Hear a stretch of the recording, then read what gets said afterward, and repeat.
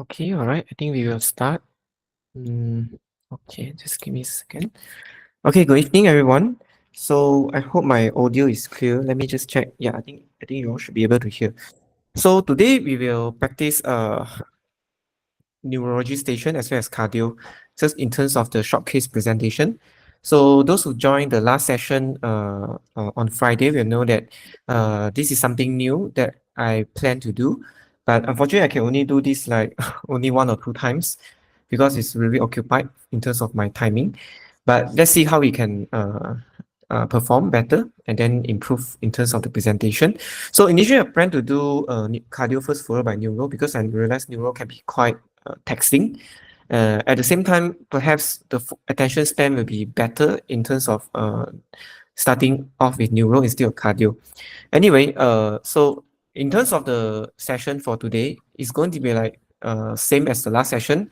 1 minute for a candidate to read through the findings, and then imagine yourself as those who are the candidates for today. Imagine that you are examining the patient, and then this is the finding. And then after that, we will have 4 minutes of discussion, in which 1 to 2 minutes is mainly to present the findings, and then the remaining 2 minutes for discussion. So this discussion can range from investigation, management, or sometimes more of answering examiner YY questions. So it is quite dynamic, and then it depends on the scenario basis. Okay, so if everyone is ready, then I think we will start. Just give me some time to adjust the timing. So the first is Zian. Zian, are you there? Yes. Yeah, so I'm going to start, give you 1 minute, and then you read through the scenario, and then after that we will start. Okay? All right.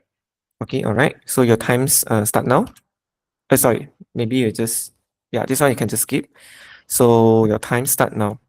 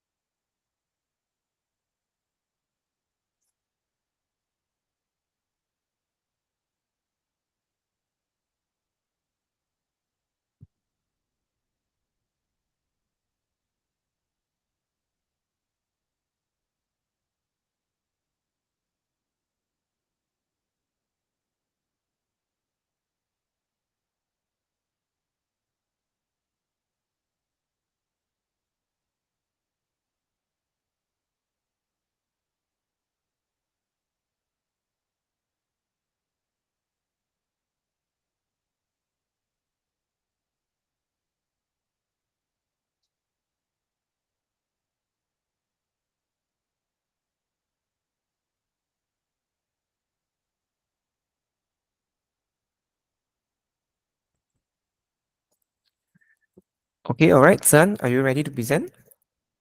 Yeah. Okay. Okay, so yeah. So can you tell me what have you found in this patient? So I've completed examining this young lady with obese looking. So on clinical examinations, there's noted that there's a partial ptosis over the right eyes. However, there is no uh pupil changes or no any optimal pressure observed. Uh, There's also presence of weakness in the obliquaris muscles. However, the patient's able to puff the cheeks and also able to frown. Otherwise, the other clinical examinations was unremarkable. The patients also have a normal muscle powers over the upper limb and lower limb, uh, with no abnormalities shown or noted over the uh, fundoscopy. So, in conclusions, I would think this patient is having the uh, right eye ptosis. The differentials of can include uh, medical third nerve. Sorry, it can include the surgical third nerve palsy, such as posterior posterior inferior communicating aneurysms. Also, however, the patient doesn't have any abnormalities in the pupils. Um, the other differences include Sorry, what is your my- main yeah, diagnosis? Main working diagnosis for this patient? My main working diagnosis for this patient, this is yeah, I think it's a myasthenia gravis, yeah, Okay, because why as the did you patients say had, this is a myasthenia gravis? the patients have a unilateral itosis. However, there's no any pupillary changes. Yeah. Mhm. So Mm. what are the features to suggest myasthenia gravis in this patient? Uh, in these patients, I couldn't appreciate any of the uh demonstrable weakness lah. Yeah, after the repetitive movement. Mm. Yes, but do you still think this is a myasthenia gravis? Um, then it will be less likely. Yeah. Okay, then what is your possible differential or even most likely diagnosis?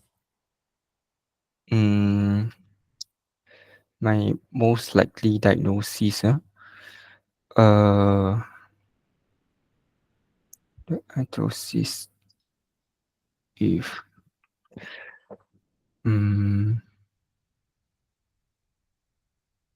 yeah, mononeuritis multiplex. Yeah, because of the partial ptosis. Okay, if you think this is a mononeuritis multiplex, what other positive sign other than the third nerve? Mm, patients are unable to bury the right eyes. Yeah. So you think this is third and seventh nerve palsy? Mm, I okay. I think this is a third nerve palsy. Yeah, third nerve palsy alone. Okay, how will you investigate this patient? Okay. So I would like for the blood investigations, I would like to check the Time's up. blood sugar. Yeah. Mm. Time's up. But yeah, let's say this is you still have. Let's imagine that you think this is a MG. Then how do you Mm. investigate this patient? So I will do a eye spec test. So after the dosage should improve after the eye spec test, and Mhm. also for the blood investigations, I need to do anti-cholinesterase antibody, which I expect would be positive. Uh, yeah. So and then also I would offer a nerve conduction test as well, in which is it will and also the electromyography in which the amplitude will be decreased with the each stimulation. So nerve conduction study will show decremental response. How about EMG? You say the electromyogram, right? So what is the finding? EMG, um, yeah, I expect a decremental response as well. No, it's not. Mm, mm, It's this different thing. Oh, so mm, EMG you should expect to appreciate as abnormal jitters, jittering waves, but this is not decremental or incremental response. Okay. mm. And what else? Investigation. If you think this is MG. I would like to do other chest X-ray to see is there any uh enlarged mediastinums and also offer a CT thorax to rule out is there any presence of thymoma. Mm-hmm. Okay. Mm, yeah. So so let's say this is a seropositive MG. How do you decide whether you need to send the patient refer for thymectomy? Mm, um, thymectomy. I think if it's the presence of thymoma, then we should refer. Mm-hmm. How about if no Mm. thymoma? Uh, if no thymoma, um, I don't think this indicated. Yeah. Okay, all right, that's Mm, all. Okay, mm. yeah, you have you have screwed out the case. Mm. So why confuse yourself when you see partial ptosis with a normal pupil, no meiosis or mydriasis, but why you choose to present as a surgical third nerve when you first give your diagnosis? Um, Yeah, because I sorry, the slide is a bit, there's a bit more, a lot of information lah. But I think I didn't see any demonstrable weakness from the, You sure? no, So you say that the right eye partial ptosis in normal pupil. Okay, this unable to bury the eyelash. But how about here? So you want to exclude MG, gradual, right? okay, okay, okay. So you actually shine the torchlight. No, I mean, Mm, mm, although the information is there, is a lot, mm. but isn't that how you do when you Yeah, examine the right? I mean the third nerve approach. yes, correct, correct. In fact, all the information is there, and a lot of times you Mm, may not able to complete until on the offer fundoscopy or even check for reflex, because a lot of times if everything is so stuck and the flow is not smooth for cranial examination, you will definitely be stuck somewhere, just the shoulder, no? But mm. this again is a very complete examination that given enough time you should able to complete it. So if you see this, if you think this is an MG, what is the main sign to elicit in MG? Uh, so yeah, I mean the eyes, No, the I mean as eyelid, in just one yeah, word. What are the main uh, signs that you want to elicit in MG? fatigability.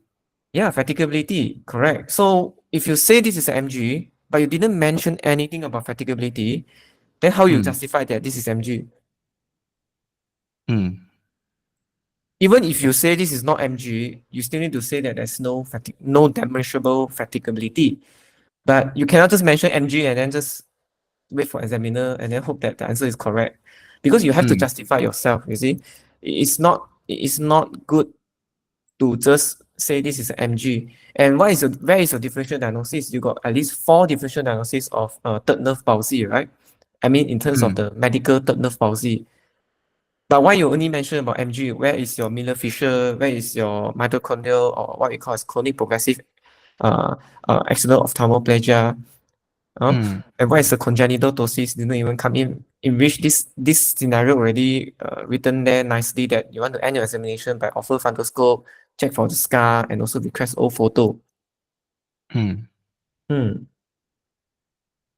Yeah. Yeah, yeah. So if you But feel that this mm, scenario is a bit too informative, that means that when you do a neuro examination, you are not concise enough because you should able to appreciate this finding because this is how you should approach for third nerve palsy. If you look at the patient, you notice that one eye is drooping, another eye is normal, then you should straight away check for the ptosis and then ask patient to open the eyes, close the eyes, open the eyes as wide as possible and check the pupil. If the ptosis is quite complete, then you need to ask patient permission to actually is it okay if you lift up if I lift up your eyes for you and then you have to check the pupil side both side.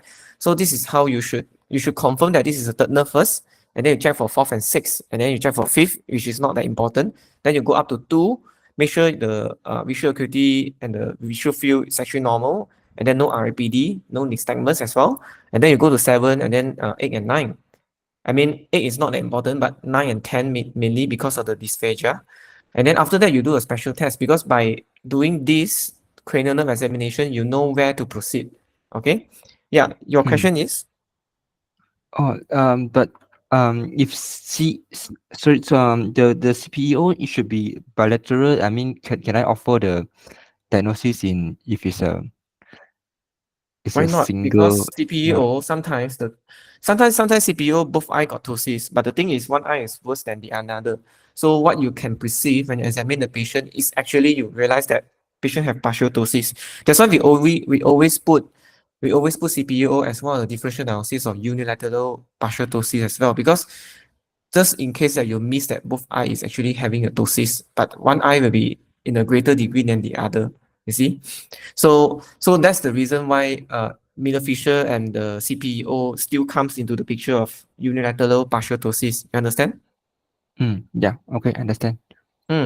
So the MG, is that how you check for the MG? Because I can see that you seem very clueless when you present the MG finding. Mm, The main keyword that you need to present is actually there is a fatiguability. And in this case, there is no bulbar fatiguability. There is a ocular vertibility because of the gradual eye closure. I mean, in terms of looking up and the side at the pentosh, the eye gradually close. So this is a sign of ocular vertibility, but there's no bulbar, and the generalized part, the proximal and the neck is all strong, and there is no demonstrable proximal muscle weakness. Okay, so this will tell you that if this is an MG, what kind of MG is this? Ocular MG. Yeah, this is ocular MG. This shouldn't be a generalized MG, huh? So that's why your diagnosis should be ocular MG, very specific, huh? And your differential you can offer the rest. Okay? So if Okay. I'm going to present this case, I'm going to present something like this. Okay, on inspection, this is a young lady who is not in respiratory distress or require any oxygen therapy. This is important for me to mention because we know that MG can go into crisis, and we know that any neuromuscular emergency can also cause respiratory distress. So this again, functional status is important to present. And then in this case, because the most striking feature is actually the third nerve, so I will straight away go to say that my anatomical diagnosis for this patient will be right isolated partial third nerve palsy. Okay, in view of the pupil is normal and reactive. However, there's no combined second, fourth, or sixth nerve involvement. In terms of the etiological diagnosis, I think the patient have ocular myasthenia gravis. This is in keeping with presence of ocular vertibility, in which there is a worsening of ptosis on prolonged stare over the right eye, and there's also incomplete eye closure upon closure. And however, there's no bulbar vertibility, there's no nasal speech. Patient is also not on any nasal gastric tube feeding to suggest any swallowing discoordination. There's no proximal myopathy. Her neck flexion extension power is good. And there's no midline sternotomy scar to suggest previous thymectomy. And there's also no visible neck swelling to suggest goiter. And in terms of differential diagnosis, it can be Miller-Fisher syndrome. However, the reflex is normal in this case, and there is no nystagmus or dystical kinesia or dysmetra to suggest cerebellar sign. There's also another possibility of CPEO or mitochondrial dystrophy. However, we offer to look to check the fundoscopy to look for retinitis pigmentosa. I want to complete my examination by checking a peak expiratory flow rate to look for any Cushing-like features in view of possibility of patient on long-term corticosteroid, and also perform a full rheumatoid examination to look for any autoimmune association, as well as to ask for the drug history. Okay? Right. Yeah, you get it, sir? Okay. Right. Thanks. Yeah, so this is how you should present for MG. MG is like very common, and most of the time in exam, the ocular MG is also very famous kind of scenario. You must be prepared, and your examination flow also should be very smooth, because you need to know what is your diagnosis as you go through. Okay, so there's another possibility that I didn't include, especially in bilateral ptosis, which is the myotonic dystrophia myotonica, because actually dystrophia myotonica to come out as a unilateral or bilateral ptosis is actually quite rare. More common is actually at the seven nerve palsy, lower motor neuron bilateral seven nerve palsy. Then yes, your differential diagnosis should include Miller-Fisher, should include dystrophia myotonica, and then also for the what else? And also facial scapular humeral dystrophy. So all these should be included. But this is third nerve. So third nerve, actually, the main idea of third nerve palsy, especially partial ptosis, is to look at the pupil. If the pupil is not constricted, you know that this is not Horner. If the pupil is not dilated as compared to the contralateral eye, you know that this is not surgical third nerve palsy. So it leaves the question of medical third nerve. And medical third nerve, the most common one is still MG. That's why immediately after you confirm the diagnosis of isolated third nerve, you should proceed with uh, uh, MG examination. You exclude MG, all the sign, demonstrate one by one level. First ocular, then bulbar, then proximal muscle, including neck and the shoulder. And then after that, you want to look for any scars, and then you want to check your differential diagnosis, exclude one by one. Okay. The second one is actually the Miller-Fisher and CPEO. CPEO is something that you cannot offer. Most of the time, don't have anything unless you manage to find some pacemaker scar to suggest that the patient have heart block, and in association with bilateral or unilateral third nerve palsy, this can be CPEO. But you need to confirm that by doing a fundoscopy. Okay, so this is how we should approach for a third nerve case. Okay. Oh, okay. So Anyone got any question? If not, we will proceed with the second case. Okay, that's done. You understand now? Okay, all right, thanks. Yeah, you need to practice. Okay, especially neuro examination is the one that you really need to look carefully before you do. For example, this is like a look and proceed kind of station. So you look at the patient as a whole first. Look at the face, and then you tell yourself that is there any issue in terms of the eye? Is there any very obvious issue in terms of the face, like one side is sengek like that, or loss of nasal label for one side? Then you know that this is seven nerve. Eye is very sometimes can be very subtle, especially the partial ptosis. So you have to look carefully at the eye first, carefully look at the face. If no, then you introduce yourself when you listen to how the patient speak. You also in a way assessing the patient bulbar. Make sure that you are not dealing with just bulbar issue, and then if you really cannot find anything, look at any walking aid first before asking patient to walk and check the lower limb, because most often patient with walking difficulty will have some walking aid. If no walking aid also, then you really have to look at the muscle wasting inspection. Because a lot of times we need to really look hard at what are the possibility in this patient. And neuro is the one that you only have 6 minutes and you need to budget the time very well. You need to elicit the time, elicit the sign that examiner can repeat it in the 6 minutes. Okay, so that's why it's important. But in this kind of case, shouldn't be much issue because it's a very clear cut partial ptosis. So you just follow the third nerve approach. All right. So next will be Aaron. Aaron, are you there? Yes, doctor. Okay. So you're ready, yeah. So I will give you 1 minute. Okay. So once you finish looking through the case, imagining, and then you let me know, and then we will start. Okay. Okay. I will start now.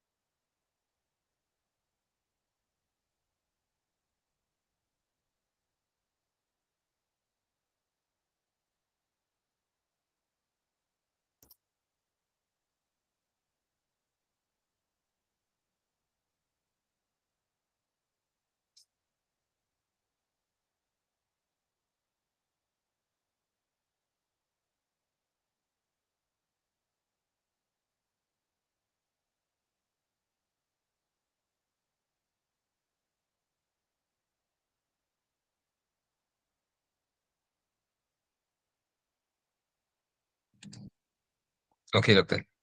Okay, you are done. All right. So Dr. Aaron, can you present your finding for this patient? To complete my examination, I would like to perform a full neurological examination of the upper limbs as well as uh, a cranial nerve. This young lady presents with, on examination, has bilateral lower limb spastic paraparesis. This is evidenced by hypertonia of the bilateral lower limbs and with hyperreflexia and upgoing Babinski. The power is reduced more distally with 1 out of 5 over the distal muscles and 2 out of 5 of proximal muscles. Sensation is reduced to the level up to the level of C5 with a sensory level. Coordination was intact, and upon further examination, I noted a scar over the cervical area as well as a positive RAPD over the left eye. So my provisional diagnosis for this young lady who presents with a picture of a cervical myelopathy would be firstly demyelinating disease such as multiple sclerosis, transverse myelitis, multiple sclerosis, and also NMO. Mm-hmm. Is there any differential diagnosis? The differential diagnosis can be due to if this it can be due to infection such as spondylodiscitis and TB spine, and can be due to uh, trauma over the cervical area and uh, post surgery over the cervical area. Okay. So let's say you think that, yeah, that's echo. Let's say you think that this is a transverse myelitis or some form of demyelination. How do you confirm your diagnosis? Any investigation you want to do? To investigate this patient, I would like to take a full blood count, renal profile, urea electrolytes, liver function test, and I would ultimately confirm my diagnosis by doing a lumbar puncture and send for oligoclonal bands, as well as do a MRI brain and also the whole spine to look for any uh, demyelinating uh, demyelinating uh, patches. Yeah. How do you how do you diagnose multiple sclerosis? So multiple sclerosis requires the McDonald's criteria, which requires the lesions to be separated in both time and space. Okay, all right. And then in terms of any other investigation Any that other investigation? other than Um, MRI? uh, MRI of the brain and also the spine, and as well as I would refer for I would do a visual evoke potential as well. Okay. So how about the management? How do you manage this patient? Let's say this is a case of transverse myelitis. This patient requires a multidisciplinary team with focus on patient education and counseling. I'll refer her to occupation therapies and also for splints and also physiotherapists to help regain her power. She'll need to be followed up under neurology clinic under neurologist. And if she presents acutely, she would need immunosuppressive therapy like IV steroids, like most likely methylprednisolone, and also over the long term to control her disease, different agents such as fingolimod as well as interferon can help to control the disease. How about rehabilitation? Is there anything that you can offer? I will refer her to the rehabilitation uh, rehabilitation department also besides physiotherapy. Okay, thanks up. Okay, I would say good. Yeah, but do you notice the patient has CBD? Oh yeah, forgot to Mm. mention. Yeah, so this is another important aspect of management, because all these bladder incontinent or bowel incontinent patient, they have high risk to develop infection. So definitely you need to make sure that the patient is adequately well trained in terms of the bladder training, CISC and stuff, other than just medication per se. Huh? In this case, the rehab is actually very important to highlight in terms of the gaining back some of the function, and then as well as the avoiding any complication like prolonged bed bow, pressure sores, pneumonia, as well as the infection like urinary tract infection. Okay, but I would say very good generally. So my question to you is, why there is a back there is a scar over the back, despite that this is a case of cervical myelopathy in particular? You think this is demyelination?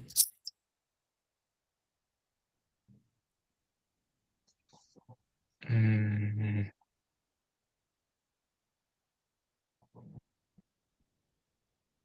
I'm not very sure. I mean, you can always justify yourself, because yes, agree with you, because of the positive RAPD is very strong feature to suggest demyelination.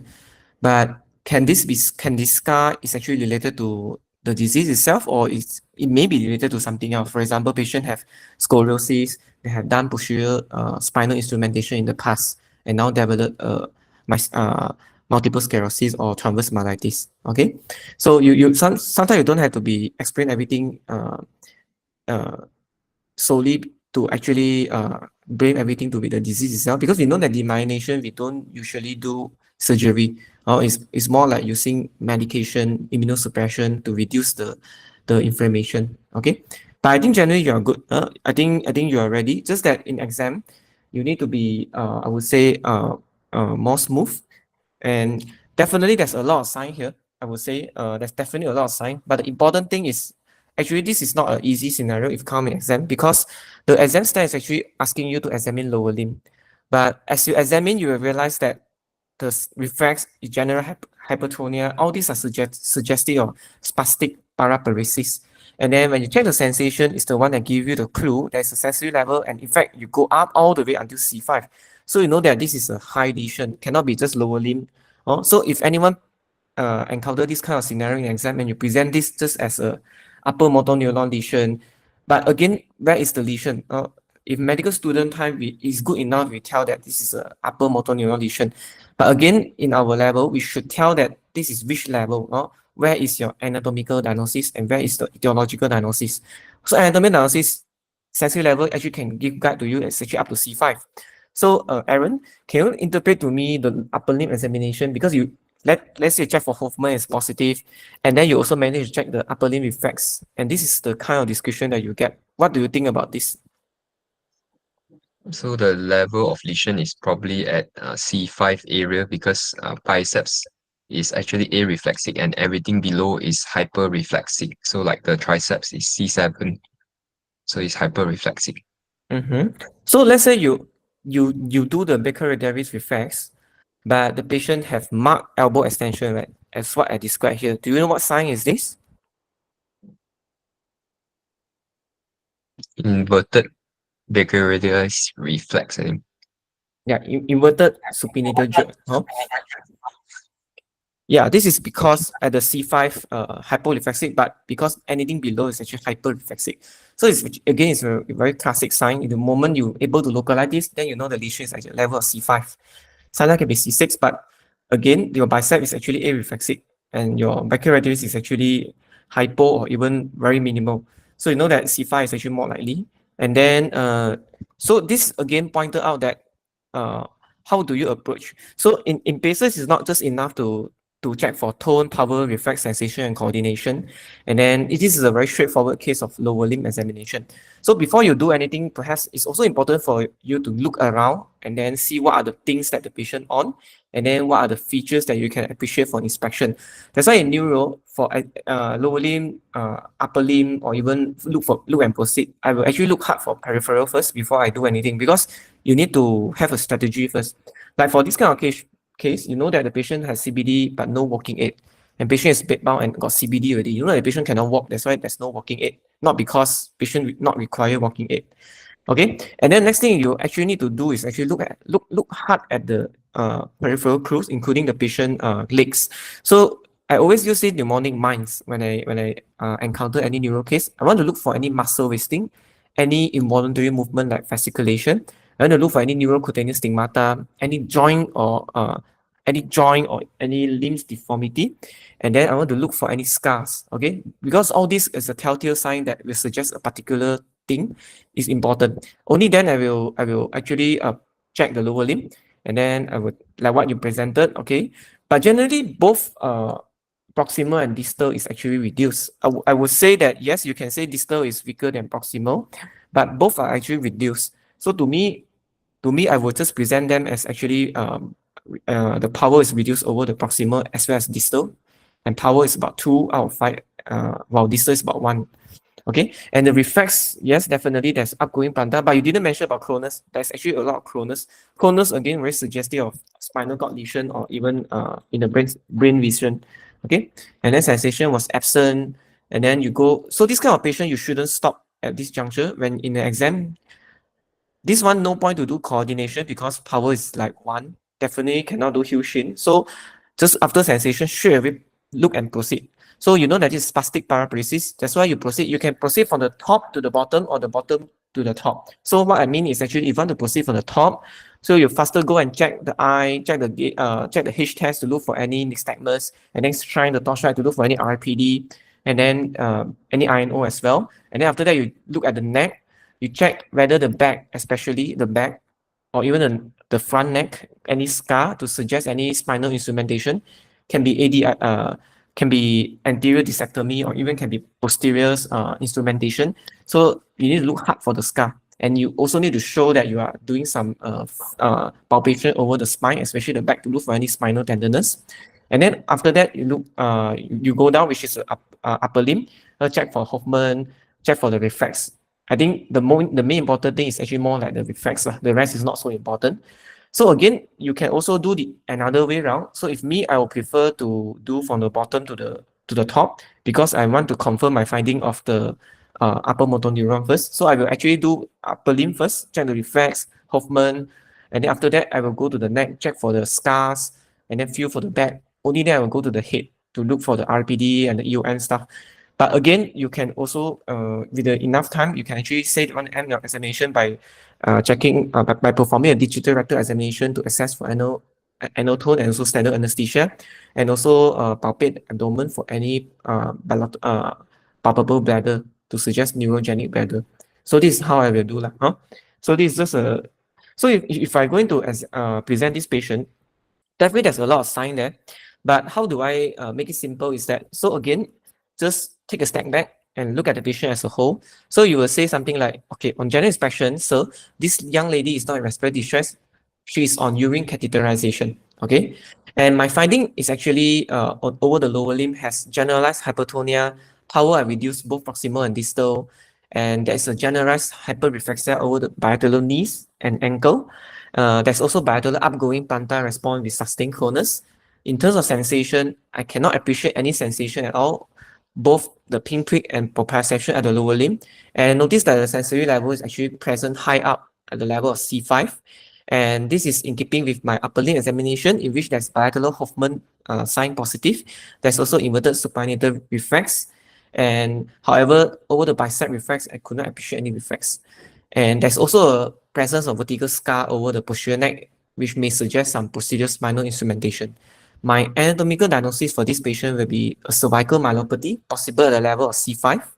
And in terms of the etiological diagnosis, I would think the top diagnosis would be due to demyelination, in particular multiple sclerosis or neuromyelitis optica spectral disorder. In view of positive left RPD, however, there's no INO or nystagmus. My another differential diagnosis would be transverse myelitis or traumatic spinal cord injury. Okay, this is how you present. All right. Any question for Aaron? No, doctor. Okay, right. But I think you are almost there. It's just that you need to be a bit more organized. So you also need to tell yourself that, so this is demyelination or this is traumatic, this is medical or this is surgical, or it can be both. Okay, because you need to justify yourself. So this case is actually purposely designed by me in such a way that why demyelination got scar, right? But this is a case to remind everyone that if you encounter spastic paraparesis, you need to check the back. You need to check the back all the way up from the upper neck to the lumbar region. Okay, so yeah, another thing I want to highlight is actually the approach.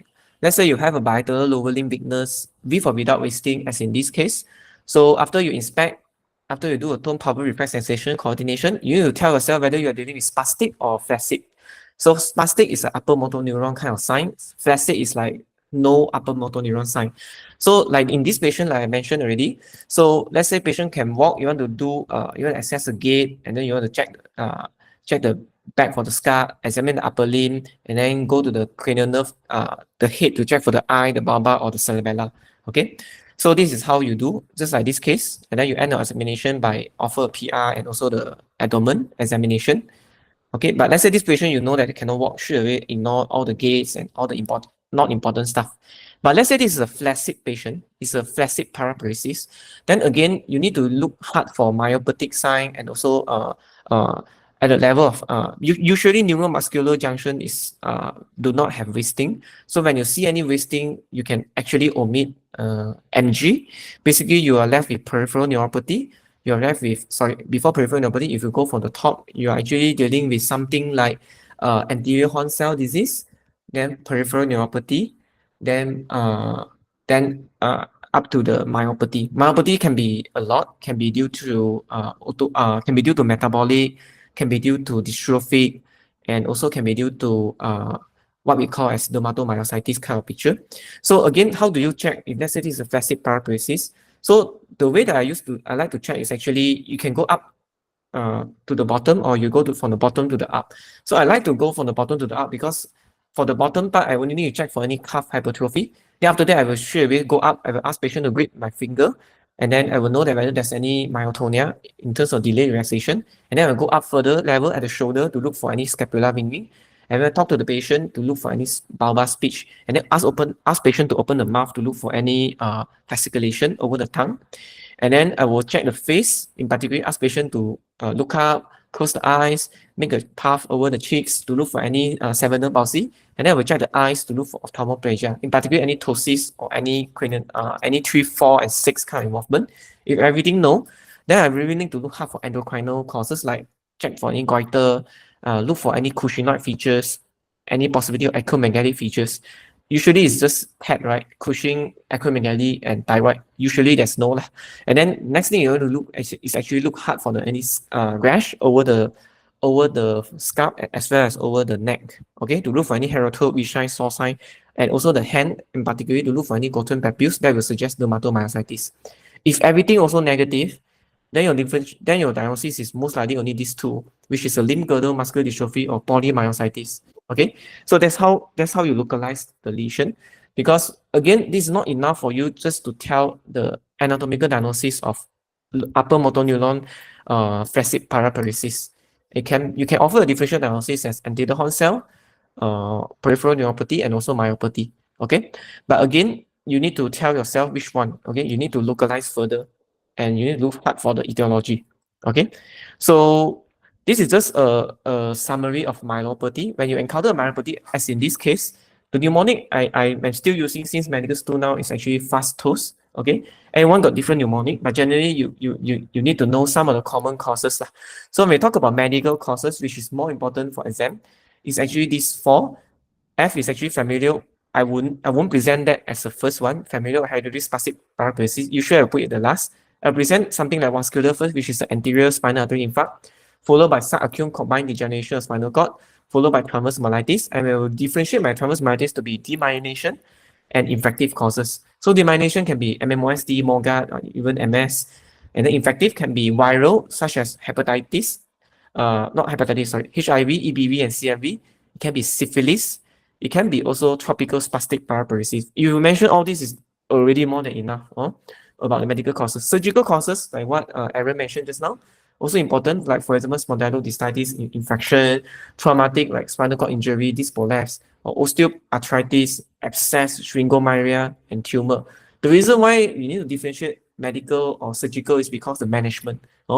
Because the medical part basically can be managed medically, but those listed under the surgical, most of the time we need to involve neurosurgeon and we need to involve spine surgeon sometimes. So it really matters in terms of the management. Okay. All right. If no question, then we will proceed with the third candidate, which is going to be, let me check. Yeah, Chiu, are you there? Yeah, I'm here. Okay, so you're ready, yeah? Yeah. Okay, so I will give you 1 minute. So once you're ready, if you slightly more than 1 minute is also fine. Once you're ready, you let me know, then we can start. Okay? Okay.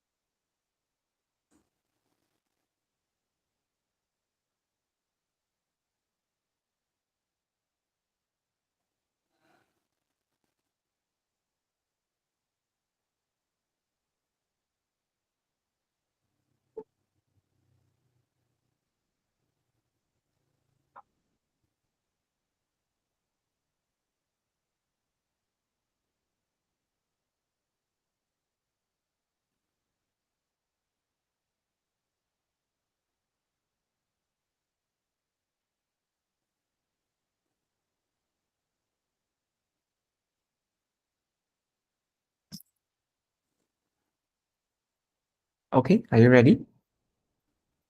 Yeah. Okay, yeah. So, yeah, Dr. Chiu, can you tell me your findings for this patient? Okay, so I would like to complete my examination by checking the cranial nerve and upper limb examination. What is your So finding?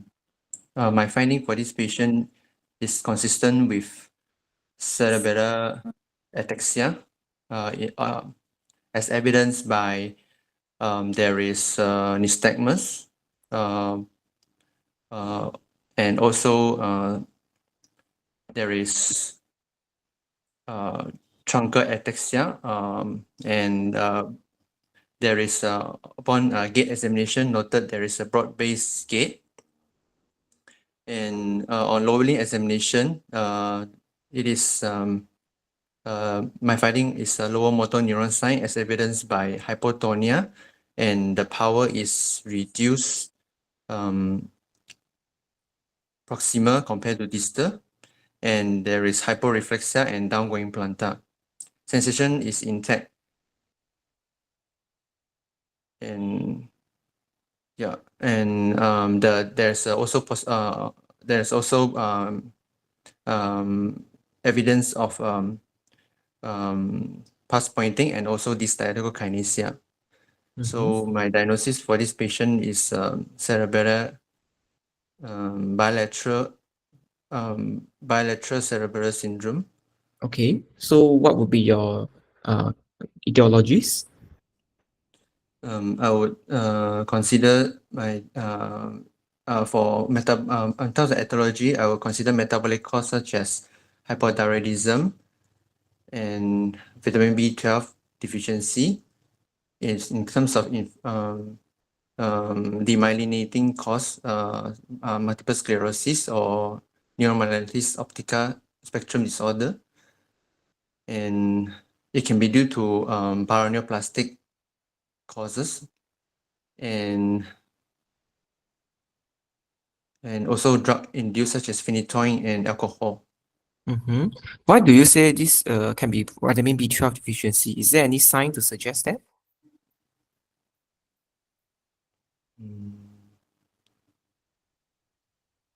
Actually, no. Yeah. Okay, all right, never mind. How do you investigate this patient? So in terms of laboratory investigation, I would like to investigate any reversible cause such as thyroid function test and also vitamin E. And I would also arrange a MRI brain to look for any lesion at the cerebellum, and also if I'm suspecting multiple sclerosis, I would arrange a serum oligoglobulin and CSF, and I would also ask a further history on the medication and drug history. Okay, so so do you think the patient have any upper motor neuron or lower motor neuron sign? Lower motor neuron sign. It's more like lower motor neuron sign. Okay, so let's say that this patient also have some skin nodules over the back. What would be your differential diagnosis in terms of etiology?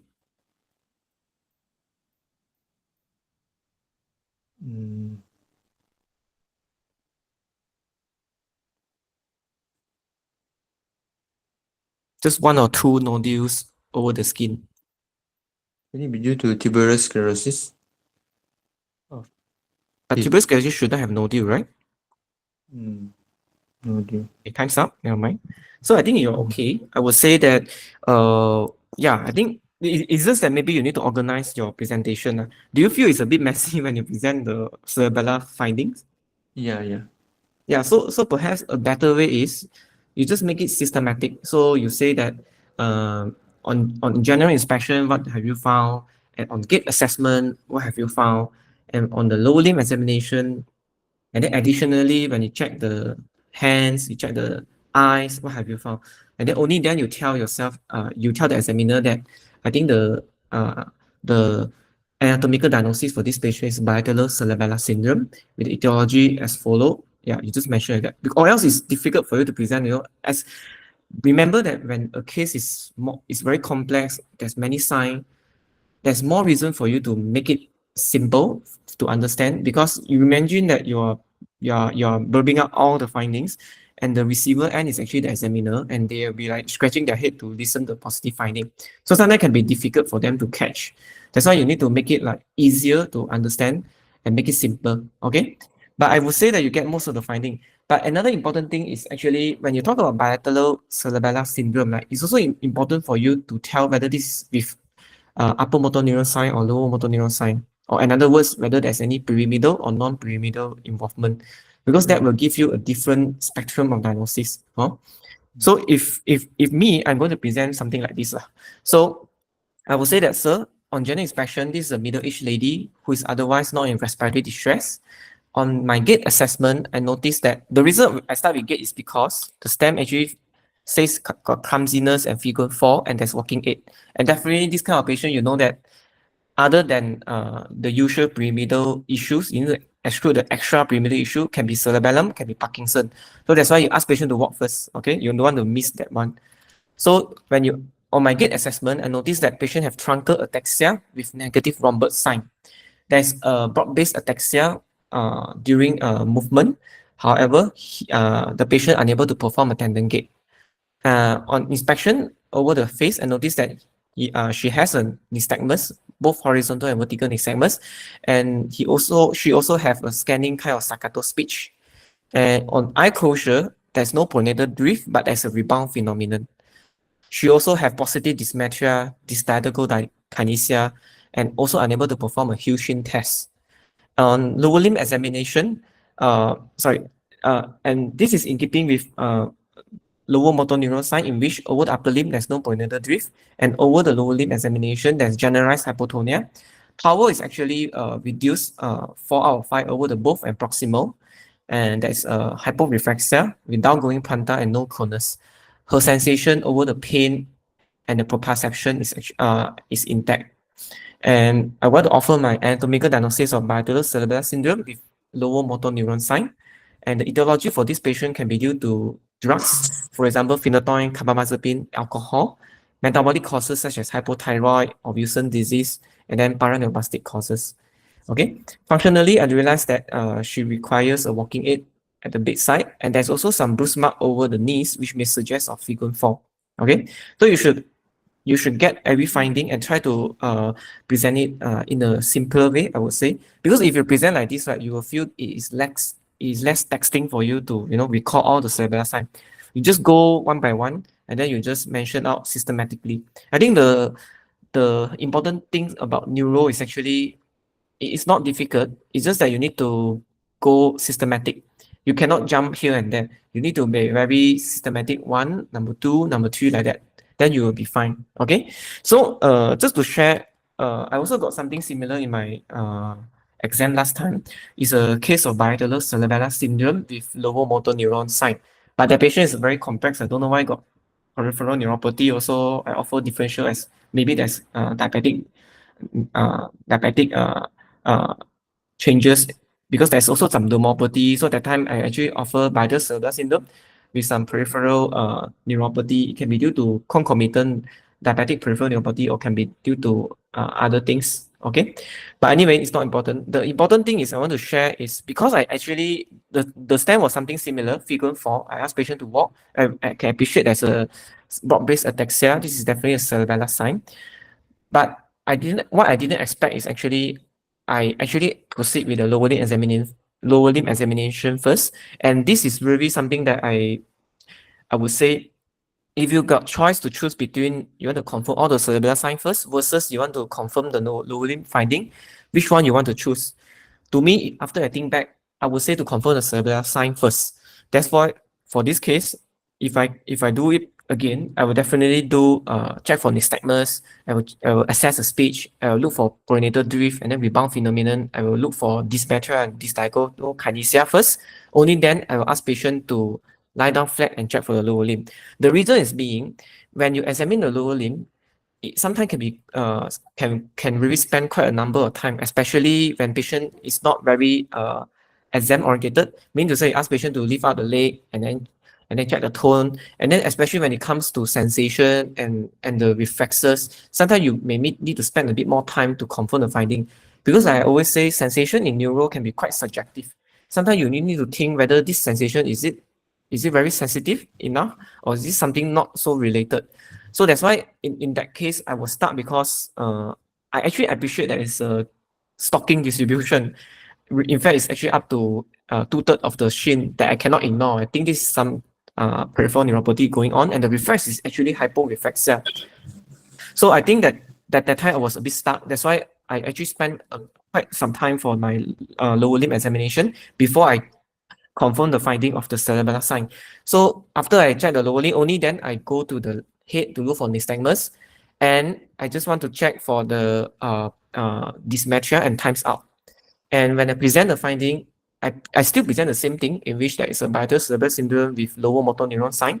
However, because I did not demonstrate dysmetria and dystatical kinesia, and this is one of the hard signs. I mentioned patient had nystagmus, and that's the reason why I cannot get full marks in that exam, in terms of the finding, because I didn't mention about the sign, and I didn't check for the sign due to lack of time, and therefore you cannot get the full mark. I get half, 1 out of 2 for the examination. I mean for the physical sign, because this kind of station definitely examiner going to calibrate the cerebellar sign as something important.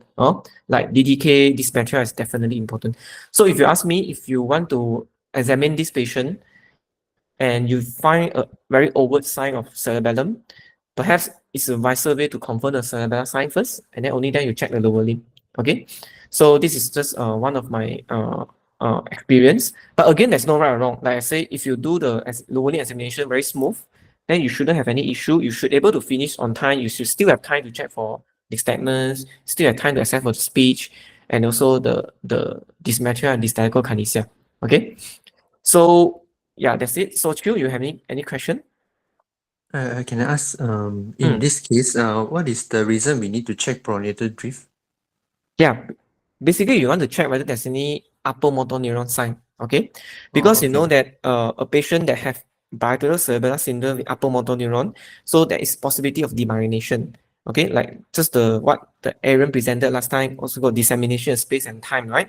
So sometimes the lesion is in cortex. When you look for pointer drift, one side cannot actually go up, or even can the patient actually drifted. So you know that maybe there's some cortical involvement. So that's why it's important for a routine check. And another important thing for cerebellum is you always ask the patient to lift up the hands, right? Because on top of checking the pointer, you also want to check for rebound. Rebound is a sign of cerebellum, right? It's a cerebellar sign, rebound phenomenon. So it's for these two reasons. Okay. Okay. So when you tell that this is bilateral cerebellar sign, you need to tell whether this is lower motor or upper. Like lower, like what you mentioned is correct, but don't mention about vitamin B12, because vitamin B12 is actually cause subacute combined degen. And subacute combined degen is something that you should expect things like absent knee, absent ankle reflex, but there's upgoing plantar, and then or there is at least absent proprioception with intact pain, pinprick sensation, but all these are actually absent. So you shouldn't put B12 deficiency as the differential diagnosis for the etiology. Okay, but I think generally all you have mentioned is correct. So bear in mind that sometimes neurofibromatosis 2 is very different than NF1, because NF1 you will see a lot of neurofibroma, but NF2 sometimes you only see 1 or 2 fibroma only. So that's why it's important for you to actually look hard for any skin lesion, neurocutaneous stigmata. Monohypolindal is possible as well, but tuberous sclerosis usually it can cause some cerebral tuber, but it's more common to have neurofibroma over the cerebellar, like hemangioma or other form of angioma in the brain instead of tuberous sclerosis. So again, the NF2 and von Wipple-Hindau is something that you need to keep in the back of mind. Okay, paraneoplastic is something possible, but again, you need to just offer and then check. Probably in this kind of patient, you need to offer to do a chest X-ray to make sure you're not dealing with any lung consolidation that may suggest cancer. Okay, so if this is a upper motor neuron features with bilateral cerebellar syndrome, then you can offer a differential diagnosis to be, if a younger patient, definitely this two is more likely, hereditary causes, hereditary ataxia or demyelination. So it can be autosomal dominant ataxia like spinal cerebellar ataxia. It can be autosomal recessive ataxia like Friedreich ataxia or ataxia telangiectasia. Okay, and then older patient, then you're thinking about something possibility like multiple systemic atrophy with cerebellum subtype.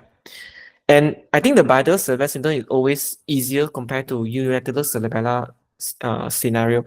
In unilateral cerebellar scenario, you really need to look hard whether you're dealing with just cerebellar sign or cerebellar plus, or what we call a cerebellar plus syndrome.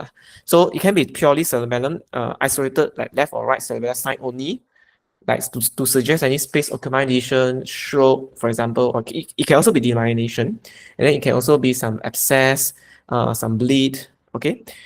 And if let's say you're thinking about more than cerebellum sign, then you're thinking that, for example, there's a pons involvement as well in CP angle issues. So, for example, in the case of acoustic neuroma, meningioma, you need to look hard for any scar over the posterior part of the neck. Not the neck, sorry, the ear, the post-auricular region. You need to look hard for any scar, okay? That may suggest the previous operation. If not, you also need to look hard to check for whether there's any seven nerve and also eight nerve involvement, okay? Then subsequently, basically, you also want to look hard for whether there's any possibility of Wallenberg syndrome or lateral medullary syndrome, in which you should expect some nystagmus, ipsilateral loss of trigeminal distribution with contralateral loss of what we call as the sensation, which is I think that is spinal thalamic, spinal thalamic sensation. Okay, but the power is already intact. So this is suggestive of lateral medullary syndrome. Or you're dealing with something more patchy, instead of just isolated cerebellar, you also found that is, for example, RPD, or there is internuclear ophthalmoplegia, and then maybe when you check the Hoffman or things like that, you notice some positive Hoffman sign that will suggest things like demyelination. Okay, so again, I would say that cerebellum is also very hot kind of topic that can come out in a short case for neuro. That's important for you to actually know how do you approach. Okay, so with that, I think we will go through the last scenario for neuro. So anyone have any question before we proceed? Okay, if not, if anyone have a question, just post in the chat box. If not, then we will go to Lo. Lo, are you ready? Yep. Okay, so we always save the best for the last, right? So don't be worried. This is something that quite common that come out in exam, and you are the only one out of the 4 candidates that have photo provided for you to look. Okay, so I can give you slightly more than 1 minute. You just take your time. Once you're ready, you let me know, and we will start. Okay. Right, sure. Thanks. All right. So your time start now.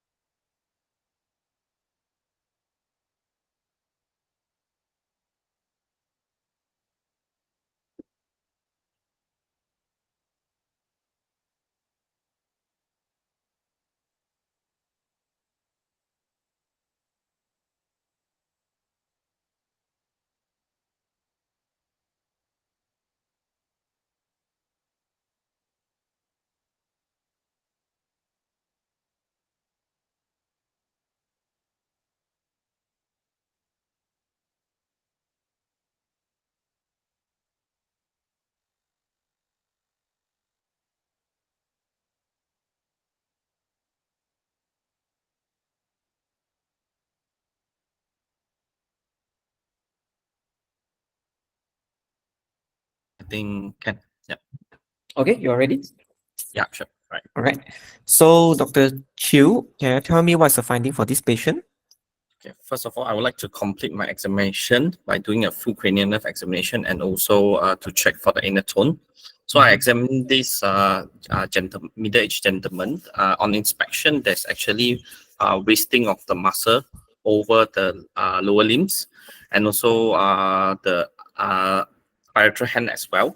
And at the same time, noted there's a medial lateral scar since as well over the lateral surface, and also there is a presence of pes cavus and hematose. So otherwise, examination of the gait, this patient actually has a high steppage gait as seen, and at the same time, this patient has a bilateral lower motor neuron pattern of muscle weakness, which is involving mostly the bilateral upper limb, muscle power is reduced over proximal and distally with a power of 4 out of 5. And we've also reflexia.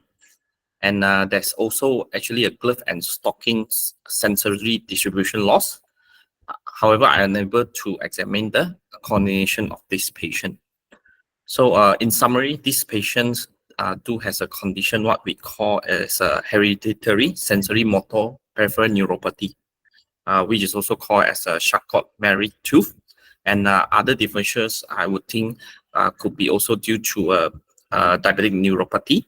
But however, this patient has a muscle wasting, and there's also no other signs of showing diabetes. And also would like to think of others more peripheral neuropathy causes could be due to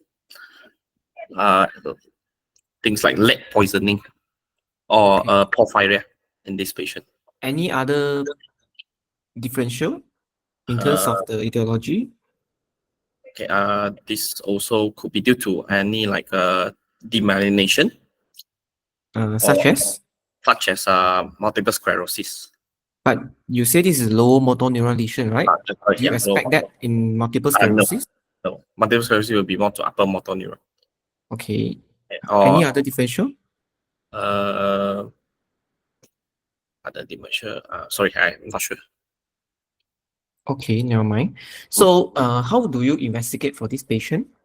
First, to confirm my finding, I would like to do nerve conduction studies, and also probably to counsel for any genetic studies, and to do a full blood count for this patient as well. And then to check for porphyria, I would like to look for peripheral blood film to look for any heme, and also to screen for diabetes, would like to order for fasting blood sugar and also a fasting lipid profile for this patient. Yeah, if you think this is a Charcot-Marie tooth disease, how do you confirm the diagnosis? Diagnosis confirmed will be by a genetics test for this patient. Is it so? And also by a Before- nerve, Yeah, before genetic test, anything else you want to do? nerve conduction studies or electromyogram for this patient. Okay, what kind of finding that you expect in this kind of patient? For this, I'm not sure. Okay. Mm. What about the scar over the left lower Scar- shin? Also through a nerve biopsy, confirmed by nerve biopsy scar. Mhm. What kind of finding you expect to find in a patient with CMT? For CMT, would like to expect the patient's finding will be due to Hands up. demyelinating. Yeah, sorry. Yeah. What demyelinating? Why you Sorry, always sorry. demyelinating? Yeah. You have to Yeah. kill yourself how many times? Sorry. So what kind of when there's an obvious scar there, you need to tell that this is a biopsy scar lah, oh. So you Okay. can tell everything about diabetes and everything that's not so relevant. But your working diagnosis is Charcot-Marie tooth, right? Then you should Yeah. confirm the diagnosis first. So Yeah, you have to mention that nerve conduction study, EMG. We Mm. should expect what kind of finding. For example, for EMG, you will expect a myopathic kind of fasciculations, and then for nerve conduction study, we'll suggest whether it's axonal or whether it's demyelinating. In this case, I will expect it's more of axonal. Yep. And then, for example, the muscle biopsy is not likely because this looks like a sural nerve biopsy scar. And then, in terms of the nerve biopsy, what are the signs that you are expecting to find? Axonal degeneration also. Axonal degeneration. No. So it's actually like an iron bulk. Huh? It's like a lot of this layering because of the inflammation, chronic inflammation. So the nerve is actually thickened and looks like an iron bulk appearance. No, that is the finding. Okay. Yeah, but why you commit this is a CMT like straightforward because of the inverted champagne bottle sign and also because of the high arch foot, is it? And the high steppage gait with the lower motor neuron with the glove and stocking loss. So I also managed to catch one of your typo or what we say like the incorrect words that you use. You actually say you're finding over the upper limb, which is this and that. It's actually a lower limb examination, right? But Yeah, actually, right. I think you're too nervous. You mentioned wrongly.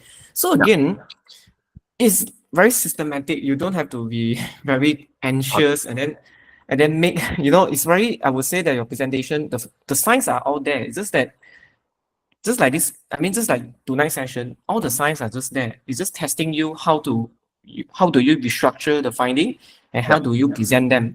So I like I said for all the previous three candidates, you can take your time. You can just go by domain and domain. You don't have to, everything lump sum together and then just come out with squeeze one diagnosis out like that. You don't have to, okay? You just need to take your time and then just go one by one. Okay. For example, on inspection, what have you found? And then on the gate examination. So you mentioned the gate component first. You cannot like gate is a high steppage gate, that's all. So the gate component got a lot of things, right? You gotta look at the whether it's broad base or not, whether there's a high steppage gate, like in this case, whether there's any reduced arm swing. If no reduced arm swing, no dimension is also fine. And then whether patient can perform a Romberg sign or not. I mean, whether the Romberg is positive or negative is important in this case. And then whether patient can perform a tendon gate. So you must complete the gate thing first, and then you go to the next thing, for example, lower limb. So you don't have to be jumpy here and there, because I think you, again, systematic. What I always focus is also systematic. After you present all the finding in the lower limb, then you go to the upper limb. So, and then after that, you make a summary.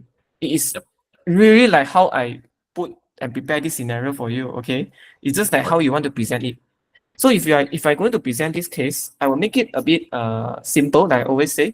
So this patient, the stem is unsteadiness during walking. So again, same as last scenario, just to answer Aaron's question in the chat box, he mentioned, can I ask for bilateral cerebellar syndrome stem? Was it to examine lower limb or gait? So again, you have to look at the stem carefully, read the stem. The stem say that it's unsteadiness or frequent fall or some gait difficulty. Definitely, you don't want to examine lower limb first. You want to examine the gait, okay? Because gait will tell you which direction you're aiming. Let's say gait, you found that it's actually cerebellar gait, there's ataxia and broad base. Definitely you'll proceed with cerebellar sign first. If let's say the gait looks like there's reduced arm swing, everything is so slow, shuffling, then you know that this is Parkinson. You want to confirm all the Parkinson sign first. And if you imagine if you are examining a Parkinson patient, straight away with the lower limb examination, what you find? Nothing. Tone, power, sensation, reflex, everything is normal. So again, this is you will lose the case scenario totally. So that's why it's important for you to really look at the stem and think what you want to do first. Like in this case, same as the third case, unsteadiness during walking. That's why you need to check the gait first. Look at the patient, check the gait first. This patient got a lot of sign, and you mentioned that both proximal and distal is actually wasted and reduced, right? But again, you need to tell yourself, is this proximally wasted more or distal muscle wasting is more or both? Okay, so you need to tell yourself, definitely this one, the cuff looks okay, although you cannot see the full one, not very fair. But lower limb, definitely you can see even the first wet space and up to fifth wet space, all wasted. And it looks like distal is actually more wasted. And true enough, with the finding here, I will even put here distal muscle wasting more. And true enough, you can see that why the patient have a high steppage gait, the bilateral ankle dorsiflexion is only 2 out of 5. It's almost like a foot drop already, bilateral foot drop like that. And definitely distal power is stronger than, the distal power is actually weaker than proximal. So in this kind of patient, you definitely want to highlight that the power, actually the distal is actually weaker than the proximal, and that and possibility of a foot drop because of the weakness over the ankle dorsiflexion. Okay, and you also need to say that there is a loss in terms of the girth and stocking distribution to suggest that this is a peripheral neuropathy. Before you jump into conclusion that this is HSMN, you should tell that what is your anatomical diagnosis. Your anatomical diagnosis cannot be Charcot-Marie tooth. It must be a level. You think it's lower motor neuron, then you think this is anterior horn cell, this is peripheral nerve, this is radiculopathy, this is neuromuscular junction, or this is muscular disorder. So you need to tell the level first, only then you go to etiology. Okay? Yep. So if I will present like this. On inspection of this lady, it's a man, right? On inspection of this young man, he's not in respiratory distress. He has a walking aid at the bedside. Upon my gait assessment, I noticed there's a broad base, high steppage gait. He was unable to perform a tendon gait, and the Romberg sign is positive.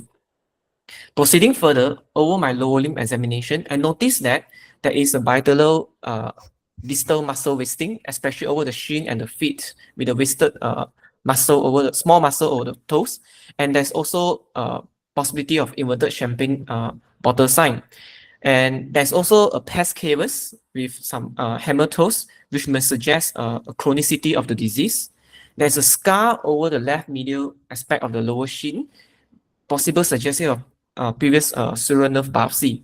You see, all these three centers is all about inspection. I'm not even talking about TPRCS yet. So just take your time. Just take your time to present. Okay, what you see first, inspect first. Then after that, you say. So my finding is basically generalized hypotonia, with the power predominantly distal is more affected than proximal, and there is a bilateral foot drop with the ankle dorsiflexion of 2 or even 1 out of 5. And there is a sensory loss in the stocking distribution. And he has a areflexia over bilateral knee, ankle, and my plantar response is actually downgoing. However, he can still perform a heel shin test without difficulty. Over the upper limbs, I noticed there's a lot of small muscle wasting over the hand, and there's also a sensory loss in the glove distribution. So, in summary, I think the patient have an anatomical diagnosis of predominantly motor peripheral neuropathy. Because why is predominantly motor? Because the wasting and the weakness is a predominant feature as compared to the sensation loss. Sensation loss is basically glove and stocking. You don't find any like very, very long kind of stocking, or you don't find any like very significant sensory loss. So you will still say this is predominantly motor peripheral neuropathy. And the etiology diagnosis for this patient would include Charcot-Marie Tooth disease. CIDP is something I expect you to mention at all, but you didn't mention. You said demyelination. I think you are hitting there, but it's not. It is also demyelination. It's demyelinating polyneuropathy. So Okay. CIDP, and then MMN is something you want to mention. Let's say that is pure motor. There's no sensory involvement. But some patient with a very patchy kind of sensation, like I said, sensation sometimes can be very subjective. So if you cannot appreciate the glove and stocking, I'll definitely also put multifocal motor neuropathy.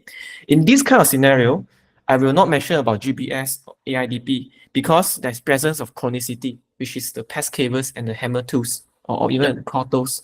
So those actually suggest more chronic condition. Okay, so you must present like that. You see, I just type out this template is because I also want to make sure everyone can read properly and then can also keep it and then can also practice it later. But this is generally how in my mind when I see this case.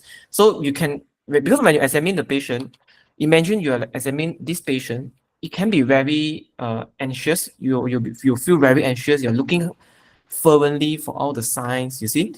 But this is again, everything is in your brain, everything that after you examine, right, all these signs in your brain. How do you vomit out in a nice way? How do you present it, make it very presentable and make it very concise for the examiner to understand? So again, it requires some practice. Like I said, that's why I think there's still some rationale for me to do this kind of session, so that you all will realize that actually, other than appreciating the sign, learning how to present and present it well is also needs some practice. Okay, all right. So another important thing about peripheral neuropathy is actually you want to tell yourself whether this is motor predominant or sensory predominant. Like in this case, it's motor predominant. Can be AIDP, CIDP, CMT. Yeah, you mentioned the two very rare one, which is the leg and porphyria, but you didn't mention the CIDP. CIDP Okay. is something you must mention, must mention, because you cannot really differentiate. Sometimes CIDP also got a lot of subtype, and they can almost same as this Charcot-Marie Tooth. And inverted champagne bottle sign, cortos, and all those is actually not specific for CMT. Any chronic kind of predominantly motor peripheral neuropathy can also present as such. Even polio can also present as such. It's just that polio is pure motor, so you will not have any sensory loss, like glove and stocking sensory loss. But again, you need to keep in the back of your mind. Okay, sensory predominant, you need to have a list. Those that attended to Terengganu session, maybe taught by Prof. Raymond, he will tell you A to Z about the cause of the sensory neuropathy. Yeah, that's not wrong to do that. But to me, I feel it's easier for me to go by a classification.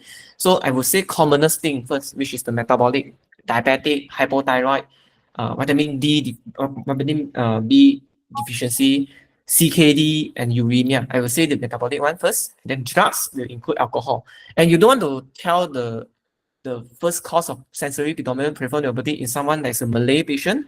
Let's say the patient is a Malay, and you tell the first thing is alcohol. I think that's not nice. We should actually still have some courtesy and also some form of I would say welfare to actually tell that what the more possible one instead of just go by A, B, C, D, E, F, G like that. So that's why I still prefer like go by metabolic first, and then drug and toxin can be alcohol, can be isoniazid, can be cisplatin, neoplastic. This is the interesting thing, can be these two, can be paraproteinemia, like in a case of myeloma, can also be paraneoplastic causes. Okay, and then inflammatory can also be CIDP, can be CMT as well, can be connective tissue disease, can be vasculitis. Infective can be HIV, leprosy. Inflammatory, very rare, but this is generally these two, amyloidosis or sarcoidosis. So my mnemonic is something like MDN or MMD with triple I, something like that lah. But generally, it also depends on how you want to present it. So this is again another kind of common scenario, expected kind of exam scenario that will come out in the exam. So the important thing is, you need to know how to appreciate the sign, and then you need to know how to put the sign together and then present it nicely, and then you can give your differential diagnosis. Okay. Yeah, I think I mentioned your name wrongly. Sorry for that. You're not I know, sure. yeah, right. You're Yeah, low, right? Yeah. Yes, I got one question regarding the anatomy diagnosis, right? Because we always differentiate between upper motor or lower motor neuron, right? So if let's say upper motor neuron, then we will either say this is a spinal cord lesion or a cortical lesion, is it? No, like upper motor neuron got so many level. So Yeah, what kind of upper motor neuron lesion that you know?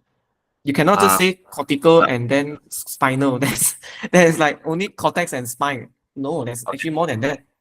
Yeah, I mean like So what are the levels? You know?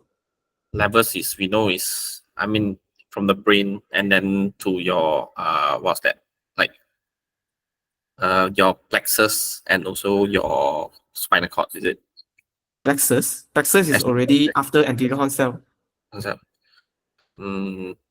This one, Yeah, so complete. actually you go by the principle, the basic neuroanatomy, which start with the cortex. Agree with you. Cortical sign is one of the important thing. So it can be cortical lesion. The second level is actually internal capsule.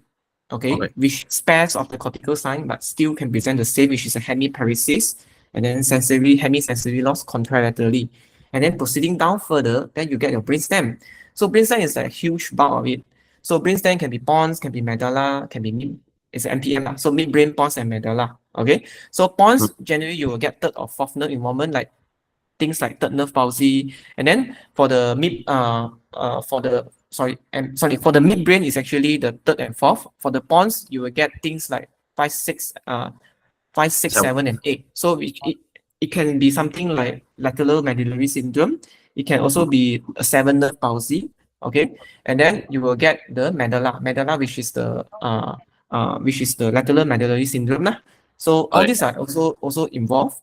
And then after that, you will go to the spinal cord. But before spinal cord, you may also want to add on the cerebellar and also the Parkinson. Like I say, cerebellar and Parkinson is what I call as they are extra pyramidal, meaning to say it does not involve the pyramidal tract. The pyramidal tract starts all the way from cortex until the muscle.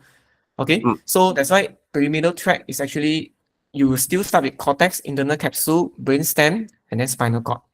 So this is the predominant one, because Parkinson with and also the cerebellum, they can have upper motor neuron, they can have lower motor neuron. It depends on the etiology.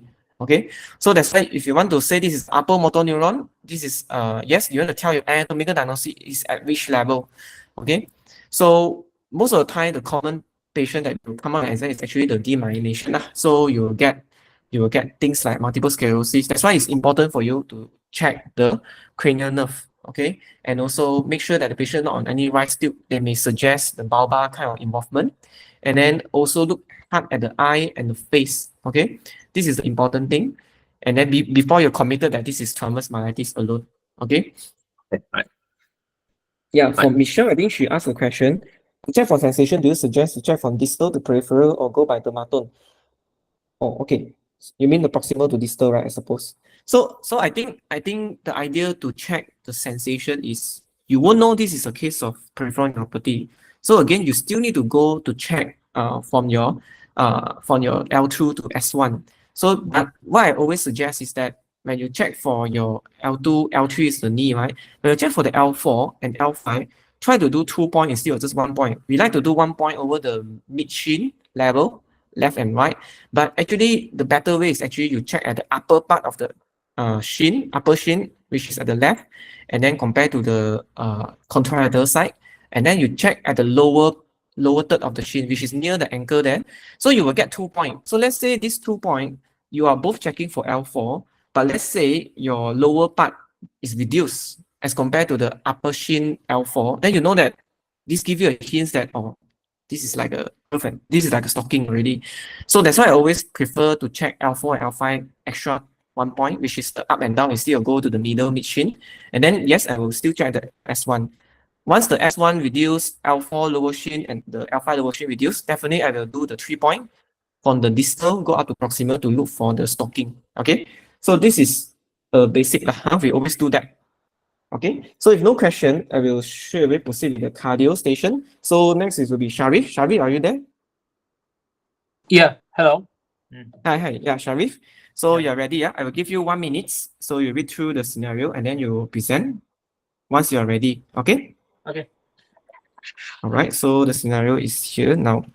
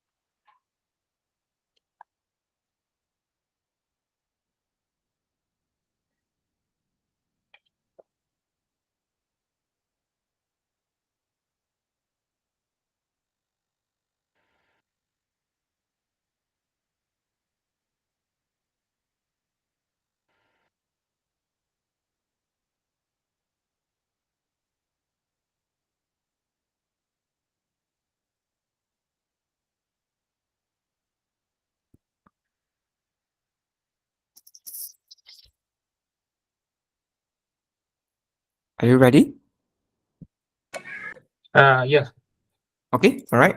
So Dr. Sharif, can you present your finding for this patient? Sure. Okay. So I examine this young gentleman who is lying comfortably, not on an oxygen therapy. So on general look, he's tall build, no cyanosis, no clubbing. I noted there is arachnodactyly and also Steinberg thumb and Walker sign positive, which is suggestive of features of Marfan syndrome. However, there is no feature of any infective endocarditis as evidenced by no granulation or splinter hemorrhage. His pulse is regular and there is bounding pulse and positive collapsing pulse as well. But there is no feature of any anticoagulation as evidenced by no bruising. There is no feature of any scleral jaundice, and also there is no pallor as well. And I also noticed there is a high arch palate, but there is no central cyanosis, no dental hygiene, no raised JVP, but there is Corrigan sign positive. And by precordial examination, there is no scar. The apex is displaced to the sixth intercostal space in the anterior axillary line. No peristernal heave. I could not appreciate any peristernal heave or any palpable thrill. And also, I could appreciate early diastolic murmur of the left sternal edge, accentuated with expiration and leaning forward, suggestive of uh,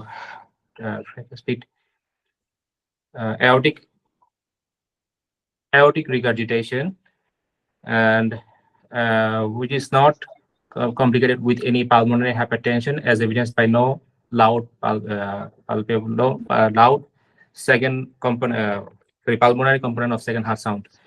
And there is no feature of any fluid overload, as evidenced by no bivasal crepitation, no hepatomegaly, no peripheral edema. So my clinical diagnosis for the gentleman is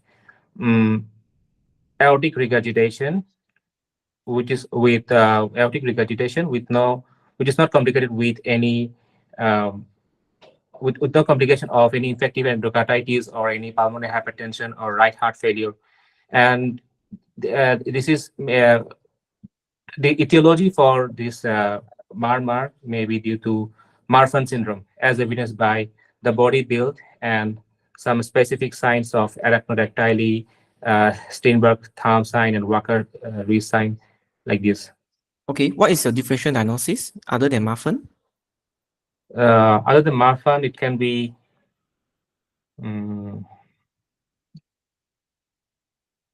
like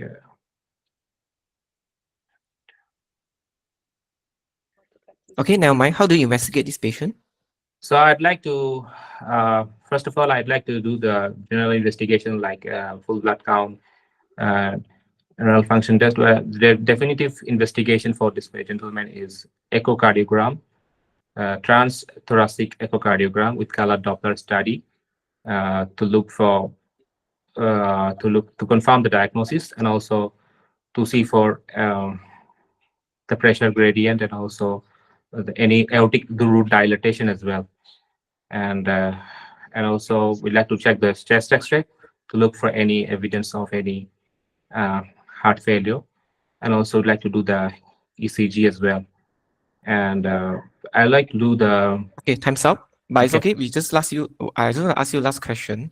Okay. So, let's say this is a severe aortic regurg. Hmm. What is the indication for aortic valve replacement? sorry, if this is severe aortic regurgitation.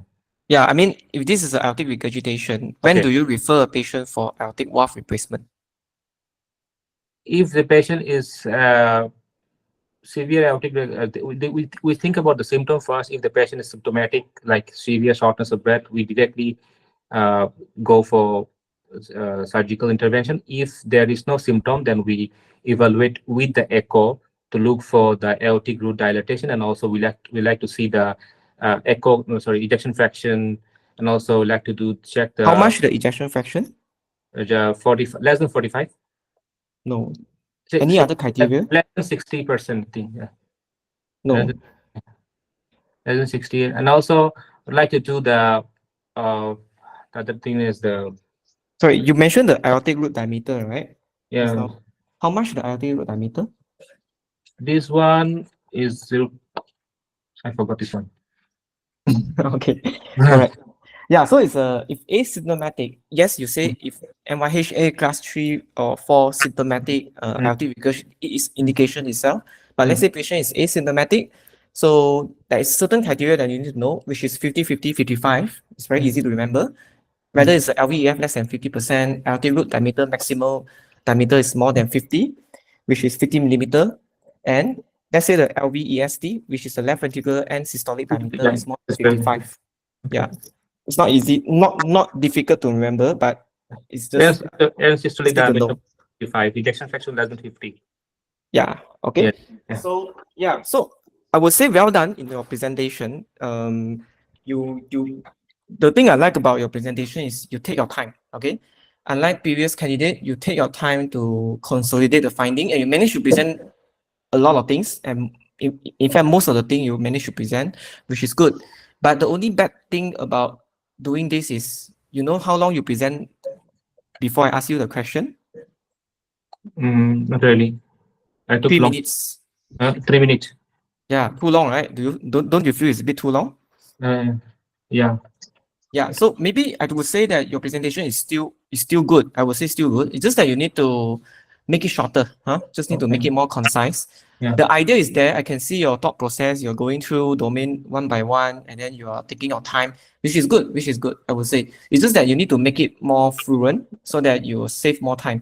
Generally, if you do this kind of presentation, it should be about 2 minutes. But if you go more than 2 minutes 30 seconds, you will predispose yourself to danger in terms of the clinical judgment, because examiner have limited time to ask you questions. Okay. So I want to ask back one of the question that you did not able to answer. You think this patient have Marfanoid features, and then this is aortic regurgitation. So Yeah. what other differential diagnoses that you can think of? Apart from aortic regurgitation or apart from Marfan? Yeah, apart from Marfan. Apart Of from course, it's apart from Marfan. yeah. So, Of course, I won't be asking you, right? okay, apart from Marfan, I guess there is erectile also.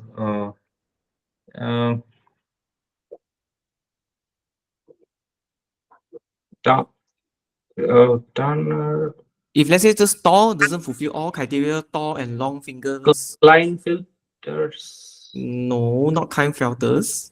That's one. Hyperelasticity also. But it's a Ehlers-Danlos. Sorry. Yeah. Yeah, Ehlers-Danlos is one of them, which is good. Alright. So all Yeah. the connective tissue disease is possible, huh? Mm. Okay. So and there's one rare one which is not common in Asia, which is the gentle elasticum. But I think that one is not common at all. Don't mention. But I just want to test your knowledge because there's one very special disease that can really present as muffin, like really present as muffin. Although usually, the age of onset is more on pediatric or childhood onset instead of adult. But again, this patient is a young patient, so there's one disease that's actually quite, I would say, similar presentation and phenotype as muffin. Do you know? Similar phenotype. Mm. Similar. This is Turner. No, this one. I can't remember right now. Not sure, right? No. Yeah, it's called Louis Diaz syndrome. You heard about it before? No. Oh, it's okay. But now you will know. Okay. All right. Just before we proceed, do you have any question before I present? Okay. Can proceed. Okay. Can proceed, yeah? Okay. So yeah, I would say your presentation is good. Definitely is good. You cover most of the thing. But again, when you got a lot of sign, when you are very anxious, now is probably your adrenaline is like 100%. Resting is like 10%, but exam is going to be like 300%. So definitely you need to make yourself more organized and more concise. And it's very good that you can take your time to think as you go. But like I say, it's always good to prepare some form of framework in your mind so that you won't lose yourself, regardless how complex or how unpredictable the case is. So if me, I will just present like that. I will say on inspection, this is a young man who appears not in distress and he does not require any oxygen therapy. My peripheral examination, I don't find any clubbing or cyanosis. There's no stigmata of infective endocarditis. His pulse is regular, but there's bounding with positive collapsing pulse. There's no jaundice or pallor. His dental hygiene is fair. His JVP is not raised, but I noticed there is a Corrigan sign. Over the precordium, I realized that I cannot appreciate any visible midline or thoracotomy scar, and there's also no implantable device scar.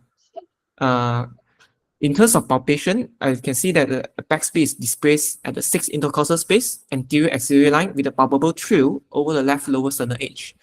On auscultation, there is a early diastolic murmur over the left sternal edge which accentuate with expiration and leaning forward. There is no loud P2. Additionally, there is no crepitations, bibasal crepitation over the lungs, there's no pulsatile lever, and there's no pedal edema. So in summary, my working diagnosis for this patient is aortic regurgitation with no signs of heart failure, pulmonary hypertension, or stigmata of infective endocarditis.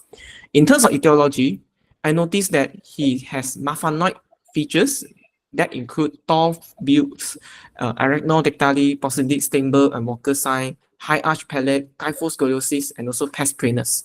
So I want to offer my differential diagnosis to be connective tissue disease or Ehlers-Danlos syndrome, and possibly Louis Diaz syndrome.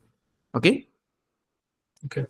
So again, there's no right or wrong way to present. So what you do is actually you want to sell the Marfan syndrome first before you sell the aortic regurg, which is not wrong.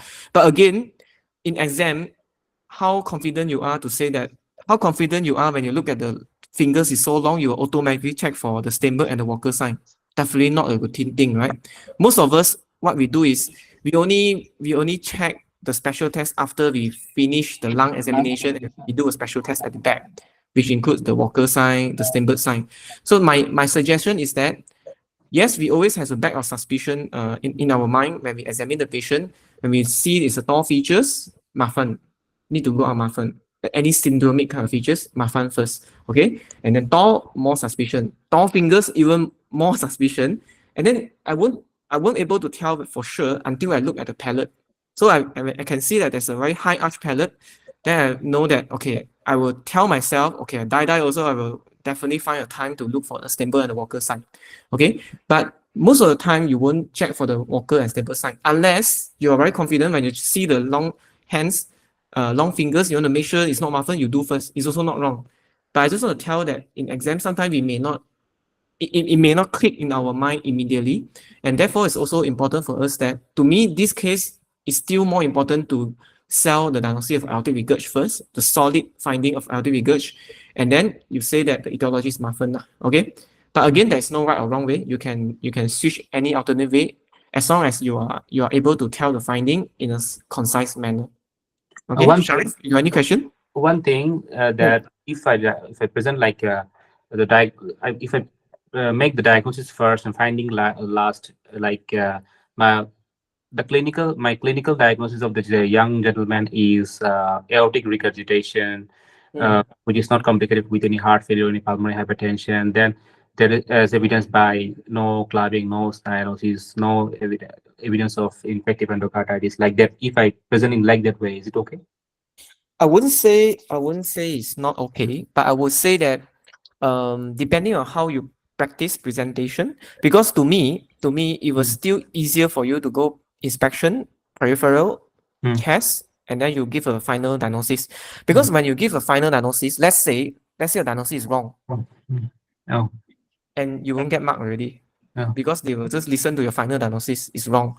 But again, examiner will still be fair. They will still continue to listen for your findings.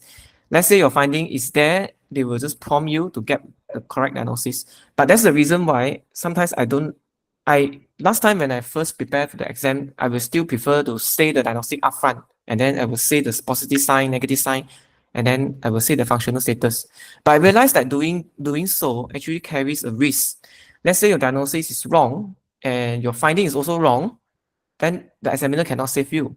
But let's say you go from peripheral, you go from the chest, and then at some point of time they stop you. Okay, at some point of time they stop you before you tell your diagnosis, and they question your sign, and you manage to change your finding. For example, after you are not sure and then suddenly you become sure and you change your correct diagnosis and you still get marks. That's why I say that strategically speaking, I would still think to go from peripheral and then to the chest, and then you present the diagnosis as a final is safer. Unless you're dealing with abdo station, like for example thalassemia and renal abdomen, that is no other possibility. You're very sure, then you use that template is easier. But in general, I would say all station, if you go by peripheral to the target system, and then you say your differential or your provisional diagnosis is safer. I would say it's safer. I wouldn't say it's wrong to do that, state the diagnosis upfront, because a lot of people also doing that. And definitely a lot of mentors, some mentors also teach like that. But to me, I am a bit more conservative, having experienced that I failed before. I would proudly say I failed before, okay, so that everyone won't feel pressured that why I need to be so so particular, things like that. But I can tell that actually sometimes we learn from from our mistake. We can never be perfect, but we can always use the best way, the safest way to actually go for the exam. So I would say that I would still be a more conservative way. Okay, there's not wrong. I would say if you want to present the diagnosis upfront and then followed by the sign, it's totally not wrong. You can score. In fact, your presentation style will be shorter, will be more concise. But again, do you want accuracy or do you want the speed?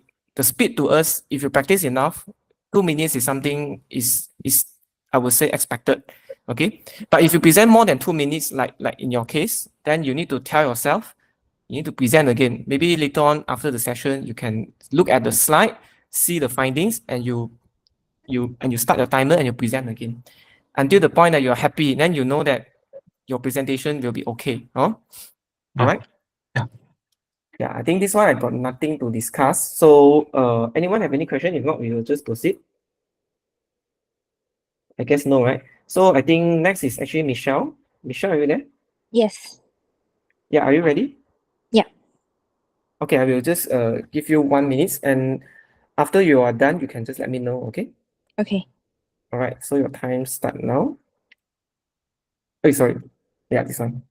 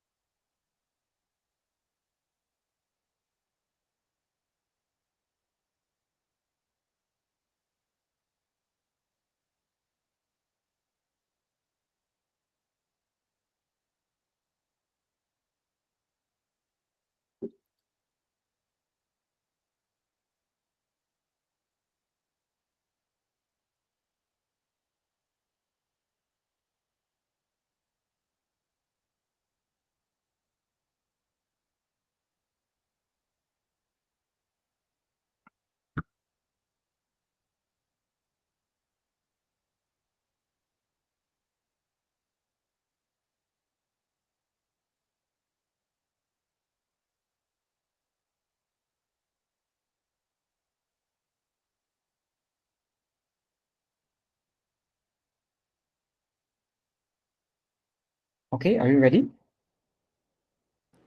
Yep. Okay. Okay, yeah.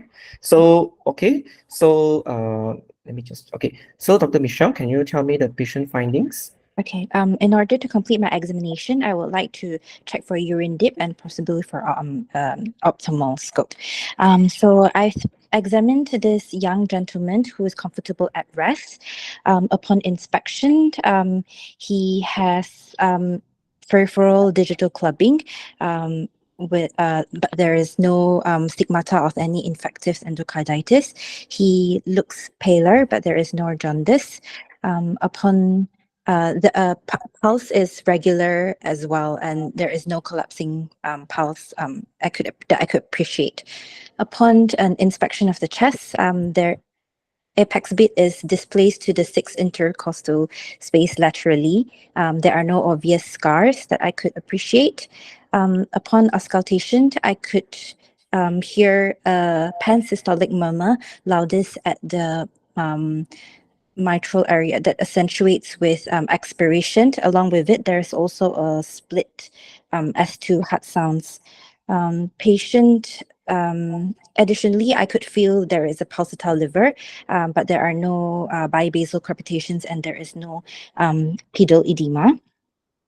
So my my impression is that this patient has atrial septal defect with Eisenmenger syndrome, and complicated by right heart failure. Sorry, what are the features of Eisenmenger syndrome that you can appreciate?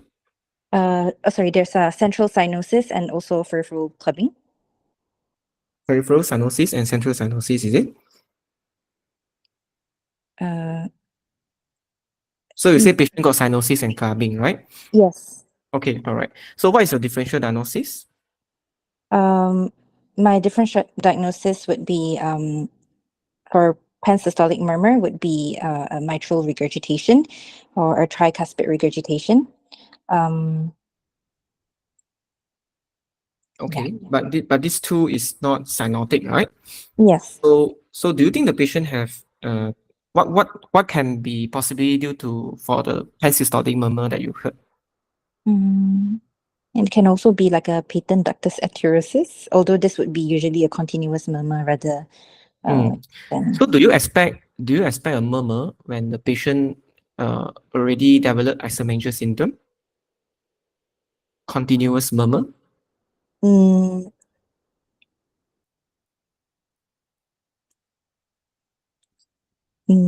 Could be. I'm not sure actually. Okay, all right. How do you investigate this patient? So in order to investigate this patient, I would still like to do ESR and CRP, and to rule out any like infectious endocarditis.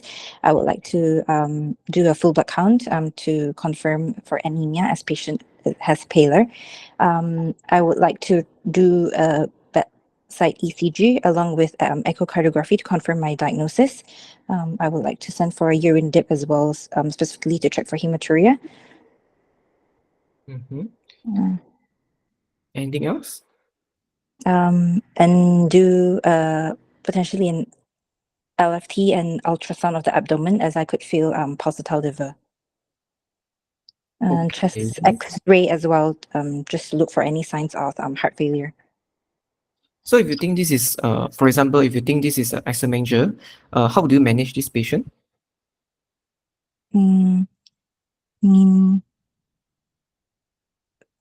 Would have to Test out. okay. But it's okay. You can continue. How do you manage this patient? Potentially, I would have to refer patient to cardiology or a cardiothoracic surgeon. Maybe have to correct. Correct. Are you sure that exomenger syndrome can be corrected?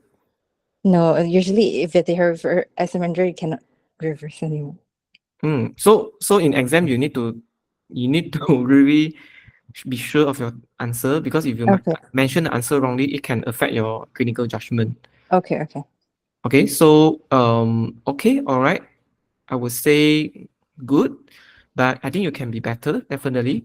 So you missed the cyanosis, until the end only you mentioned about the exomenger, and then when I ask you only you mentioned about cyanosis.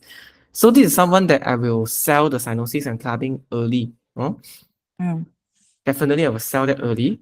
And yes, there is possibility of ASD. And why there is no why there's no ejection systolic murmur in this patient, even is ASD, is because of the reversal of the shunt. If the shunt is already right to left, you won't get any murmur because it's predominated by the pulmonary hypertension, the right heart failure, like you say. So my question is, what is the cause of the PSM?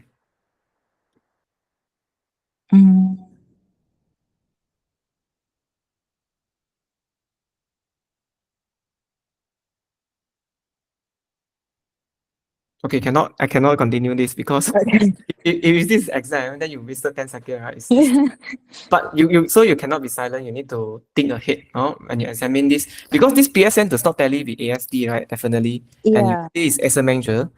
So bear in mind that tricuspid regurgitation is a sign of pulmonary hypertension. So the TR that you hear, the PSM is likely the TR, and TR is actually come from the pulmonary hypertension because you got loud P2, you got the parasternal heave, and the next thing is your tricuspid regurgitation, P, H, and T. Loud or palpable P2, H is your heave, T is your tricuspid regurg. So the patient definitely have evidence of pulmonary hypertension. But does the patient has right heart failure? There is no pedal edema, and whether there's any left heart failure, there's no bibasal crepitation. I wouldn't say right heart failure, but I would definitely say it's a pulmonary hypertension. So you need to be sure, because if you say that this is a right heart failure, yes, the JVP must be raised, and then you must have an edema, and then you may or may not have a pulsatile liver. You can say both because JVP is raised, pulsatile liver already, but the thing that against the right heart failure is there's no pedal edema. Probably because patient is already on some form of diuretic. Okay. But again, when you present this case, I would say that you need to tell the findings, because you didn't actually say what is the PSM. You just mentioned about the finding. And trust me, when you examine this kind of patient, you will definitely may mislead the patient, because the pen systolic murmur can be so loud, can be very loud, that you may not able to hear the splitting of the S2, because when you hear the upper left sternal edge, you also hear the PSM murmur, and you may even miss the P2, the loud P2. So a lot of times you can only hear what your brains direct you see. So that's why it's important. In this case, in exam may not be easy, I would say, because you may miss all the signs of pulmonary hypertension. Okay, so let's say if me, when I'm going to present this case, I'm definitely going to present something like that. I would say that this is a young man who appears not in distress and does not require any oxygen therapy. There is a significant digital clubbing with peripheral and central cyanosis. There's no stigmata of IE. The pulse is regular. There's no pallor or jaundice. His dental hygiene is fair. However, the JVP is raised. Dental hygiene is important, right? Because in this patient, if you think a septal defect, I mean, there is some shunt, intracardiac or extracardiac shunt, and this kind of IE risk is very high. So that's why dental hygiene is also important to mention. In terms of precordium, I don't find any visible midline or thoracotomy scar, and there's also no implantable device scar seen. The apex space is displaced at the sixth intercostal space, anterior axillary line, with the presence of parasternal heave and palpable trill over the lower left sternal edge. Upon auscultation, there's a pansystolic murmur at the left lower sternal edge, which accentuate with expiration. And additionally, I heard there's additional fixed splitting of S2 with a loud second heart sound, loud P2. I also appreciate there's a pulsatile lever, but no pedal edema. So in summary, my working diagnosis for this patient is Eisenmenger syndrome. The etiology can be due to unrepaired atrial septal defect with presence of right to left shunt. My differential diagnosis will include ventricular septal defect or patent ductus arteriosus. And in terms of complication, there's evidence of pulmonary hypertension with possible right heart failure, but there's no stigmata of infective endocarditis. Okay? Okay. Not difficult, right? Clearer after you presented. Yeah, I mean, my idea is to make things simple, right? Not to Yeah. make things more complicated, and then you all feel like, oh, the exam is so difficult. The idea is to make the exam simple and easy to pass. Okay, so how do you differentiate corrected cyanotic congenital heart disease with Eisenmenger?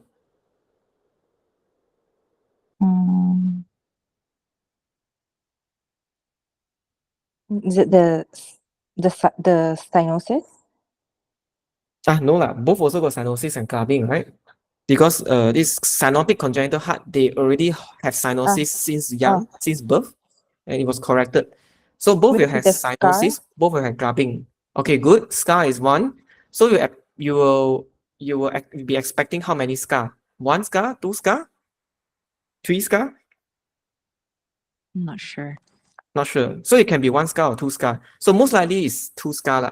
So before they have achieved a good weight, so they will usually go through a palliative surgery, what we call as BT shunt, bilateral thoracic shunt, or there's a lot of other shunt, but the common one is a BT shunt. So you will usually have a lateral thoracotomy scar. And if you put a stethoscope there, you will hear a continuous murmur. Okay. So the second scar is usually the midline sternotomy scar, which is suggestive of definitive corrective surgery after they have achieved a good amount of weight gain. Okay, so usually you will see that there's two scar. Sometimes you can have three scar, like for example, the chest vein scar. Sometimes you have complication, you get a two midline sternotomy scar also possible at different, slightly probably few centimeter apart. So that's also possible. And then definitely the criteria should be some form of scar lah, in corrected cyanotic congenital heart. Commonly is a TOF, tetralogy of Fallot. Any other difference? Any other features to differentiate them? Would they have like a syndromic facies for TOF? Yeah, let's say they have Down syndrome or Noonan or Turner. Yes, possible, but not necessary, right? So any other more strong kind of sign for you to differentiate?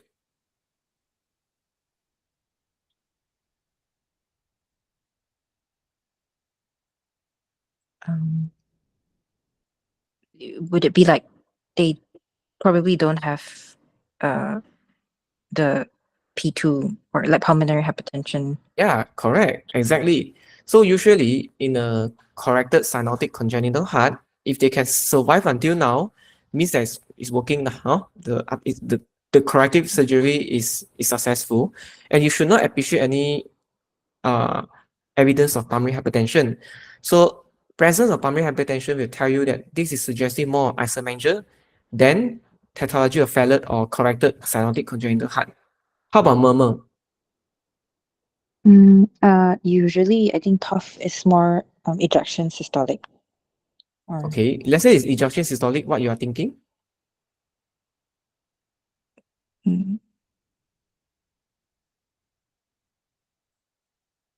Is it So like TOF may or may not have murmur depending on the degree.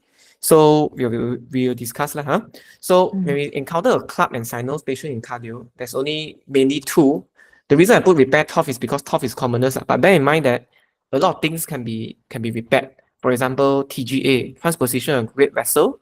For example, TAPVD. Oh, so yeah.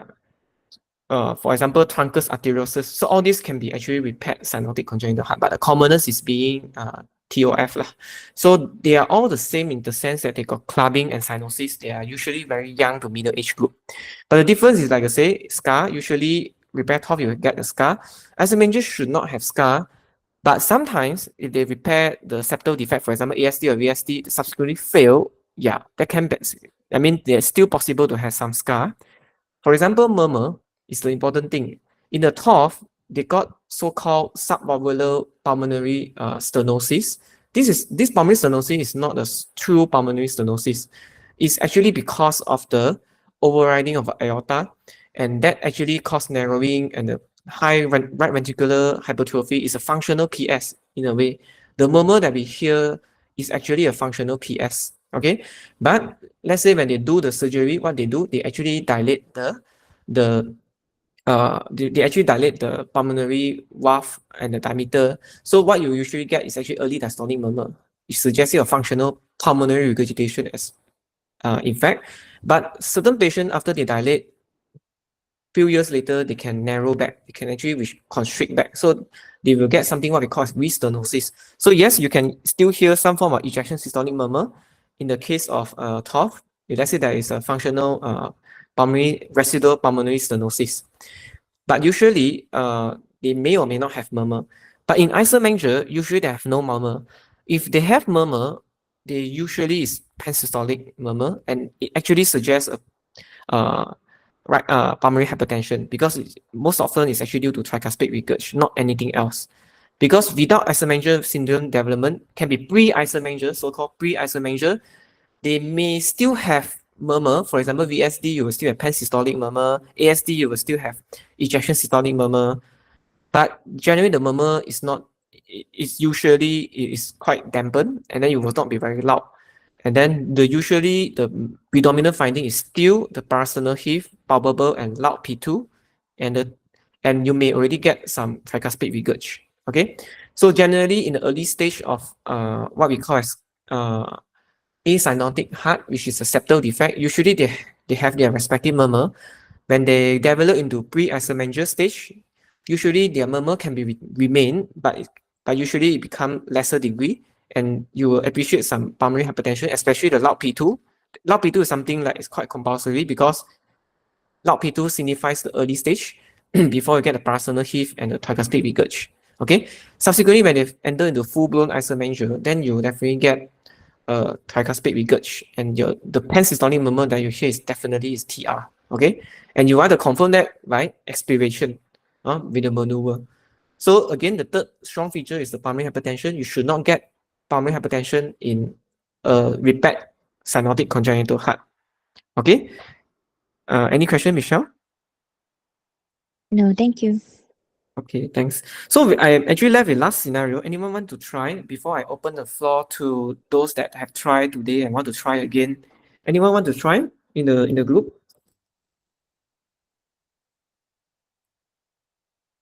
Is it a Sorry, who is this? I'm sorry. Is it a cardio? Oh, Sharif. Yeah, I would say we will let we'll open the last scenario to everyone first. If no, then we will open to whoever they have done today. Is it okay? Okay. Yeah. Anyone wants to volunteer? Because I think you all are going for exam, and this perhaps maybe the last or maybe second last session already. I think I won't have much time to actually organize another session. Maybe I will ask Yihong, since Yihong is around. Yeah, no one wants to try. Anyone before we open the floor to Ori Sharif?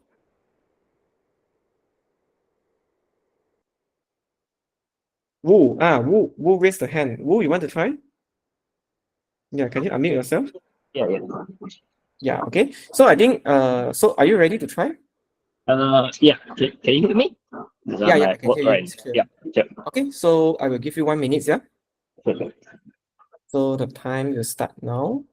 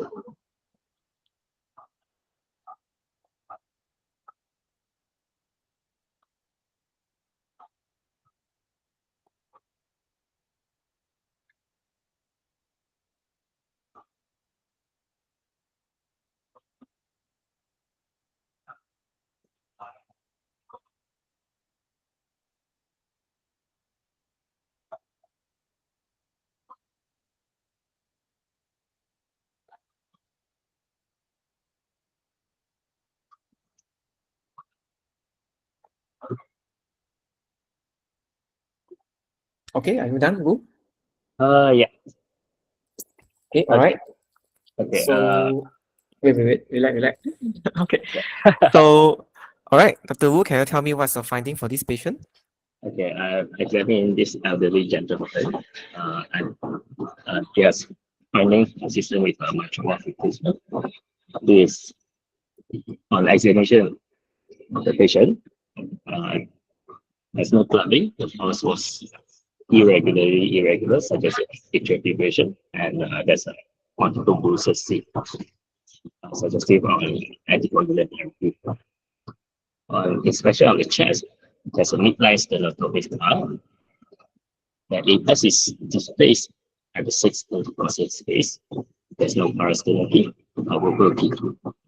Association of the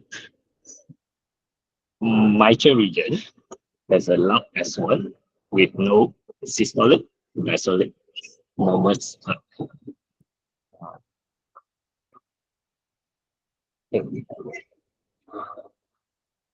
Your audio seems to be breaking. Can you speak louder? Okay, hold on. Hold on. Yeah, maybe we'll just pause to be fair for everyone, because we all are keen to hear how you present as well. Okay, so you want to try again after your audio is solved?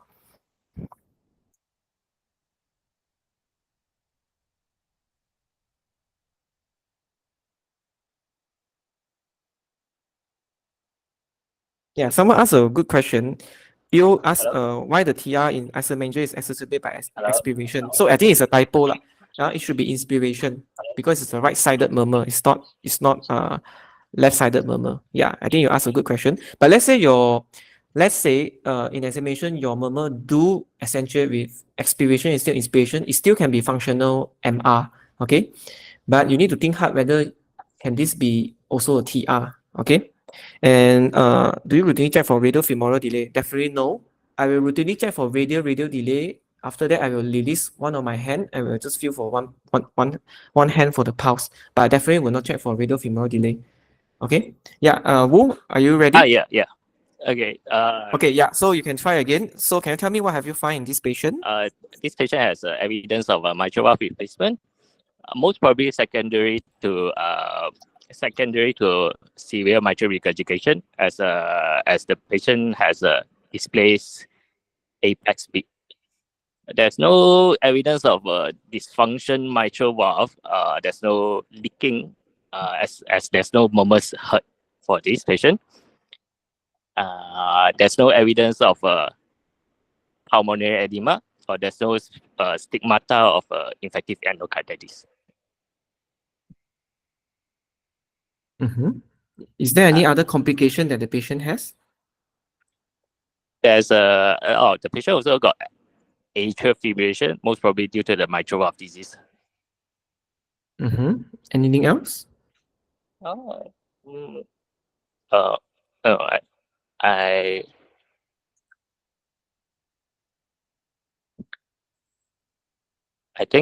think that's all. Okay, all right. So So do you think that the primary disease is due to mitral regurgitation because the apex is displaced? Yes, yes. Okay. What are the common complications that we expect in a patient with mechanical prosthetic valve? Common complications is thromboembolic events. Mm-hmm. Next is valve hemolysis. And third is valvular dysfunction, prosthetic valve dysfunction. Any other complication? Infective endocarditis. Mm-hmm. How about treatment related? Treatment related bleeding tendency because of the warfarins, the anticoagulants. Okay. So how do you investigate this patient? I would further investigation with a full history, and also I'll take a FBC, inflammatory markers, blood CNS, if I'm suspecting of effective endocarditis, RP, urine dipstick for glomerulonephritis, and I'll do a bedside ECG, echocardiogram to assess for the valve functions, and also left ventricle functions, and evidence of vegetations, Mm-hmm. and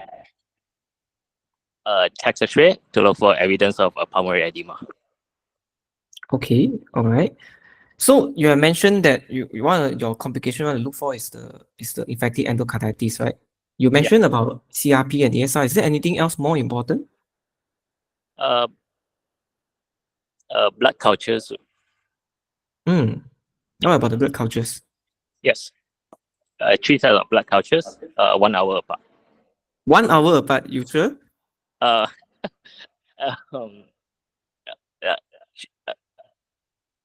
Okay, never mind. yeah. How do you manage this patient? This is someone with mechanical valve on warfarin. How will you manage this patient if the patient come with bleeding? Like let's say it's upper GI bleed. I would first need to determine what kind of anticoagulant he is on. Most probably it will be warfarin. So in a life-threatening bleed, I will first need to give a reversal for this patient. If there's availability of what we call PCC, prothrombin complex, then we will be giving that. If not, then we will start off with transfusion of fresh frozen plasma. Mm-hmm. Plus, we have vitamin K replacement. Okay. And also blood products. Yeah. Okay. Okay, time's up. Yep. Yeah, so not fast enough, huh?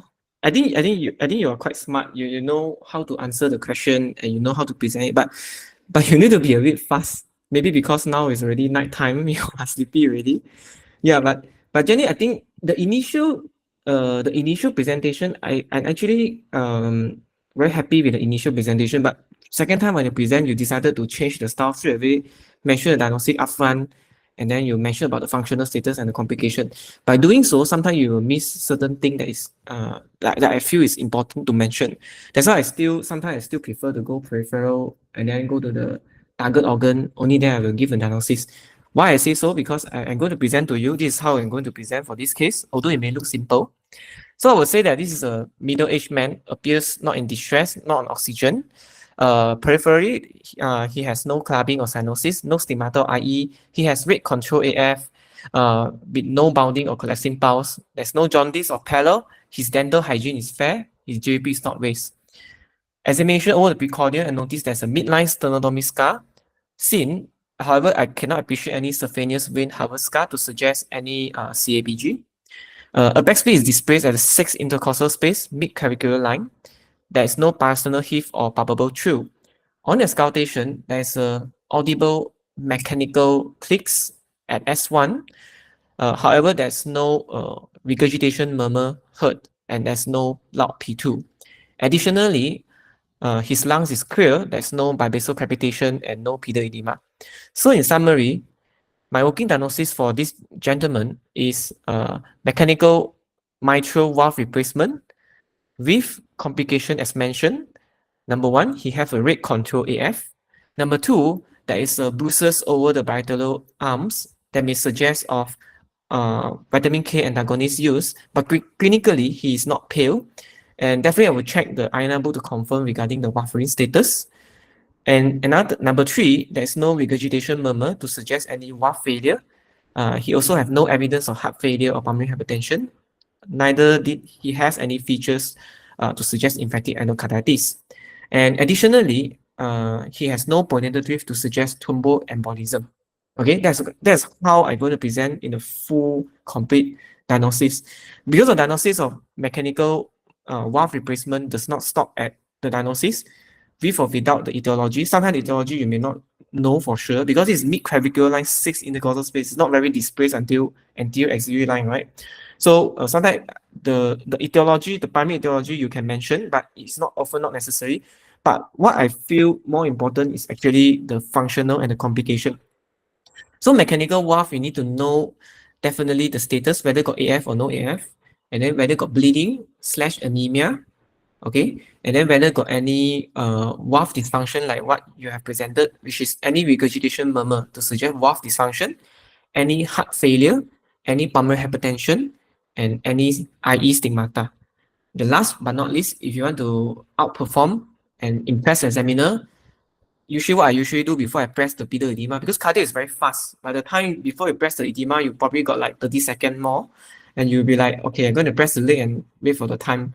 So most of the time is actually quite fast in cardio. You definitely have enough time. So in this kind of particular case that I already hear an audible click before I put my stethoscope, and I'm sure that this is a mechanical valve kind of station, I will do additional tests. I will ask patient to lift up the hand just to show that I'm checking for any pronator drift, because that will suggest that whether patient got any previous history of stroke. Okay, so this is like a simple thing, but I would prefer, let's say anyone can actually offer to do this. This is something additional and maybe quite, I would say, impressive from the examiner point of view. Okay, so having a mechanical single valve alone sometimes may not be enough. You need to listen properly whether there's any concomitant like in this case, whether there's any concomitant aortic valve replacement as well. So commonly in exam, they will come out things like dual valve replacement. You will get clicks at S1 and S2, very fast kind of click, everywhere is click. It's like, okay, so you need to know whether this, make sure that if you are examining a patient with single valve replacement, mechanical valve replacement, make sure that you are not missing any second valve replacement, and make sure that whether there's any AF or no AF, because you see, in this kind of station, what examiner is going to calibrate is only 2 signs. First is the MVR mechanical at S1. Second is the AF. So if let's say it's a straightforward case of mechanical valve, like mechanical aortic valve at S2, there's no additional thing. Usually they will not put for exam because in terms of the physical sign, they want to appreciate what we call as a hard sign. So if let's say it's a AVR, MVR alone, it's very straightforward. They usually will not choose for exam. They usually will choose those, for example, DVR, okay, you got 2 signs, or those single valve with concomitant issue like AF, in failure, or got bruises. So those are the one that they will choose and ask, because mechanical valve to examiner is very easy. Okay, it's too easy. In fact, if you get a mechanical valve scenario in cardio station, out of congenital heart and out of the native valve issue, you should be very thankful because you must score. You must score completely. Like that, because this is the station that is easy to score. But at the same time, don't lose yourself, because you can also easily lose mark if you miss the additional finding. Like in this case, no, because you managed to tell AF. Because initially I asked you, even just now if I don't ask you, you won't mention AF, no? And that definitely you will not get full mark, although it's a straightforward case. Now you see the importance that to still go at the peripheral and then go to the target system, and then only then you tell diagnosis. And then also have a very good template on your summary. When you mention about mechanical valve, mention whether got AF or not, whether anemic or not, bleeding or not, any valve dysfunction or not, any heart failure, pulmonary hypertension, IE or not, and then any thromboembolic sign or not. So this will make the examination complete and the presentation complete. Okay? Gu, do you have any question? No, that's all. Thank you. Yeah, and when you mention about the management of oval warfarinization. So when the examiner tell you about this scenario, you should tell your diagnosis first lah. Cannot straight away manage, don't know what you are managing, right? You say that in this kind of, so if examiner give a scenario like got bleeding and an upper GI bleed, and patient is on this mechanical valve replacement, so you will immediately say that the top diagnosis that I'm thinking is actually oval warfarinization. I will confirm the INA book with the patient and check the INA immediately. I will perform a airway breathing and circulation, make sure I cross-match the blood to transfuse. At the same time, I need to give reversal, which in this case, given a life-threatening breathing situation, I will consider prothrombin complex concentrate, or if not available, then fresh fusion plasma transfusion. Blood transfusion will be needed to push up the HP if it's too low. Oxygen supplementation as well, and vitamin K. You need to mention everything like that. You cannot like slowly one, number two, like that. So because you also have to remember that in your YY session for short case, you only got 4 minutes, and that 4 minutes include the 2 minutes of your presentation of the finding. So when examiner asks you question, you need to be very fast and you need to answer as simple as possible. Try not to goreng here and goreng there. There's no pisang to goreng, oh. So you must be very fast, must be straight to the point.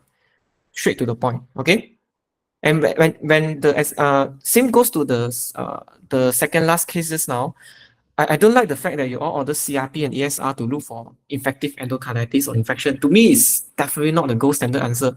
Gold standard answer is not CS, not ESR and CRP. Gold standard answer is actually blood culture, 3 different sets, at least 12 hours apart. This is the gold standard answer based on the ESC guideline, not based on me. But this is something that you need to mention, not ESR and CRP alone to rule out infection. Not good enough, okay?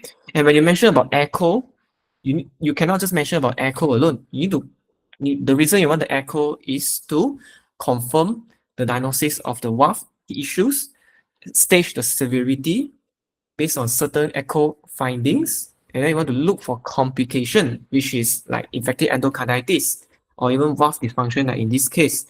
So that's why it's important not just mention about echo. So cardio is always like this, like we always mention like want to do a bedside ECG, want to do some bloods, okay, want to do a functional, which is the echo, and then want to do an imaging, like what Wu presented. And in certain scenario, like a patient with a valve regurgitation or even like stenosis, you want to mention about coronary angiogram to assess whether there's any concomitant ischemic heart disease before planning for any definitive surgery. Okay, so management is something usual. And I just want to go back to the previous case about the Eisenmenger syndrome. So Eisenmenger syndrome, you are dealing with 2 components. One is the pulmonary hypertension. Another component is the heart failure. Most of the time, it's the heart failure. Okay, and the pulmonary hypertension is because of the right heart strain, and then oxygen delivery is impaired. That's why you get persistently cyanosis. So in this kind of patient, how do you manage? Is actually conservative because they are not candidate for surgery. So how do you know they are not candidate for surgery? So actually, if you read through the ASD and VSD indication for repair, so those patients is already cyanotic. I mean, they actually, for example, they already become Eisenmenger, significant right to left shunt. They are not entitled for surgery. So another thing is actually, if you think there's a significant right to left shunt, before you say that not a surgical candidate, you should subject the patient for vasoreactive stress testing. For example, to use sulfur nitrate and to see the reversibility, whether the right to left shunt is significant. If it's hemodynamic significant, then unfortunately, they cannot go for surgery.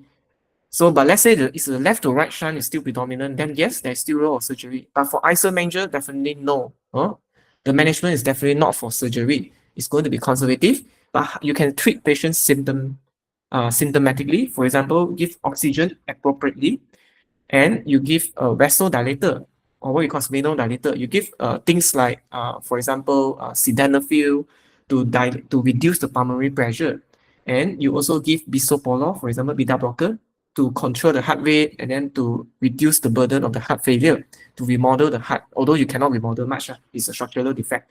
But this is something that you need to mention, not to refer to cardiothoracic surgeon for surgery. This is wrong. So that's why it's important. Remember, choice of word that you use when you answer the question is important. You should not mention things that is potentially controversial or possibly dig our own grave. Try to avoid that. Try to avoid a simple answer, straightforward, simple answer. Okay. With that, I think we will end the session for today. Before that, just again, remind everyone how to practice until smooth, mind map again, and then aim for perfection. You see, we all should aim for perfection because this is not difficult. The only reason why we feel difficult is we are not doing it every single day. We are only doing it like last 90 or 60 days before the exam, or even 30 days before the exam. That's why we feel very difficult to adjust. But having said that, this is something can be, I would say, can be practiced and then can be improved. And we all already have some form of baseline knowledge, and definitely we can easily catch up. You just need to practice and then suffer this like remaining 30 days or less than 30 days. Some in December, maybe you have another 2 months plus, but you still have time. Time is important. Just use up the time optimally. And then basically before the exam, now you can study like very hardcore, is okay, but towards the exam, you should de-escalate. You should really sleep more, and then so that you can focus more. Try not to just study only. Practice exam as well. Practice practically in the hospital, by the friends. Request teaching from consultants. So you have to continuously practice. Come back late from hospital is also never mind. But if you suffer now, it's better than towards the end you will feel like very unprepared. So do more. I would say practice more, do more while you can. And throughout the last 2 weeks of exam, perhaps you should start to settle down and then start to focus on revision. Try to go back again and then practice some of the common things and then go through the approach, especially the consultation. Usually in exam, a lot of people will do very well in consultation and also com skill, but often they will do very badly in the short cases. The reason is because towards the last 2 weeks, no one will go to hospital to examine patient already because everyone is so stressed out. Everyone is already in Zen mode, want to be alone and no one to be distracted. But again, if you practice enough before the exam, then this thing should be just automatic for you. You examine the patient again, on and off, you will still okay. But again, the important thing is to appreciate the sign. I cannot guide on examination. I cannot guide on how to appreciate the sign. But the thing that I can get is actually about this, how to present better and how to present more concise and then short and straightforward. The criteria is short and straightforward. Okay. All right. If no question, then we will end our session for tonight. Okay. Thank you for those who are listening. I will just stop the recording.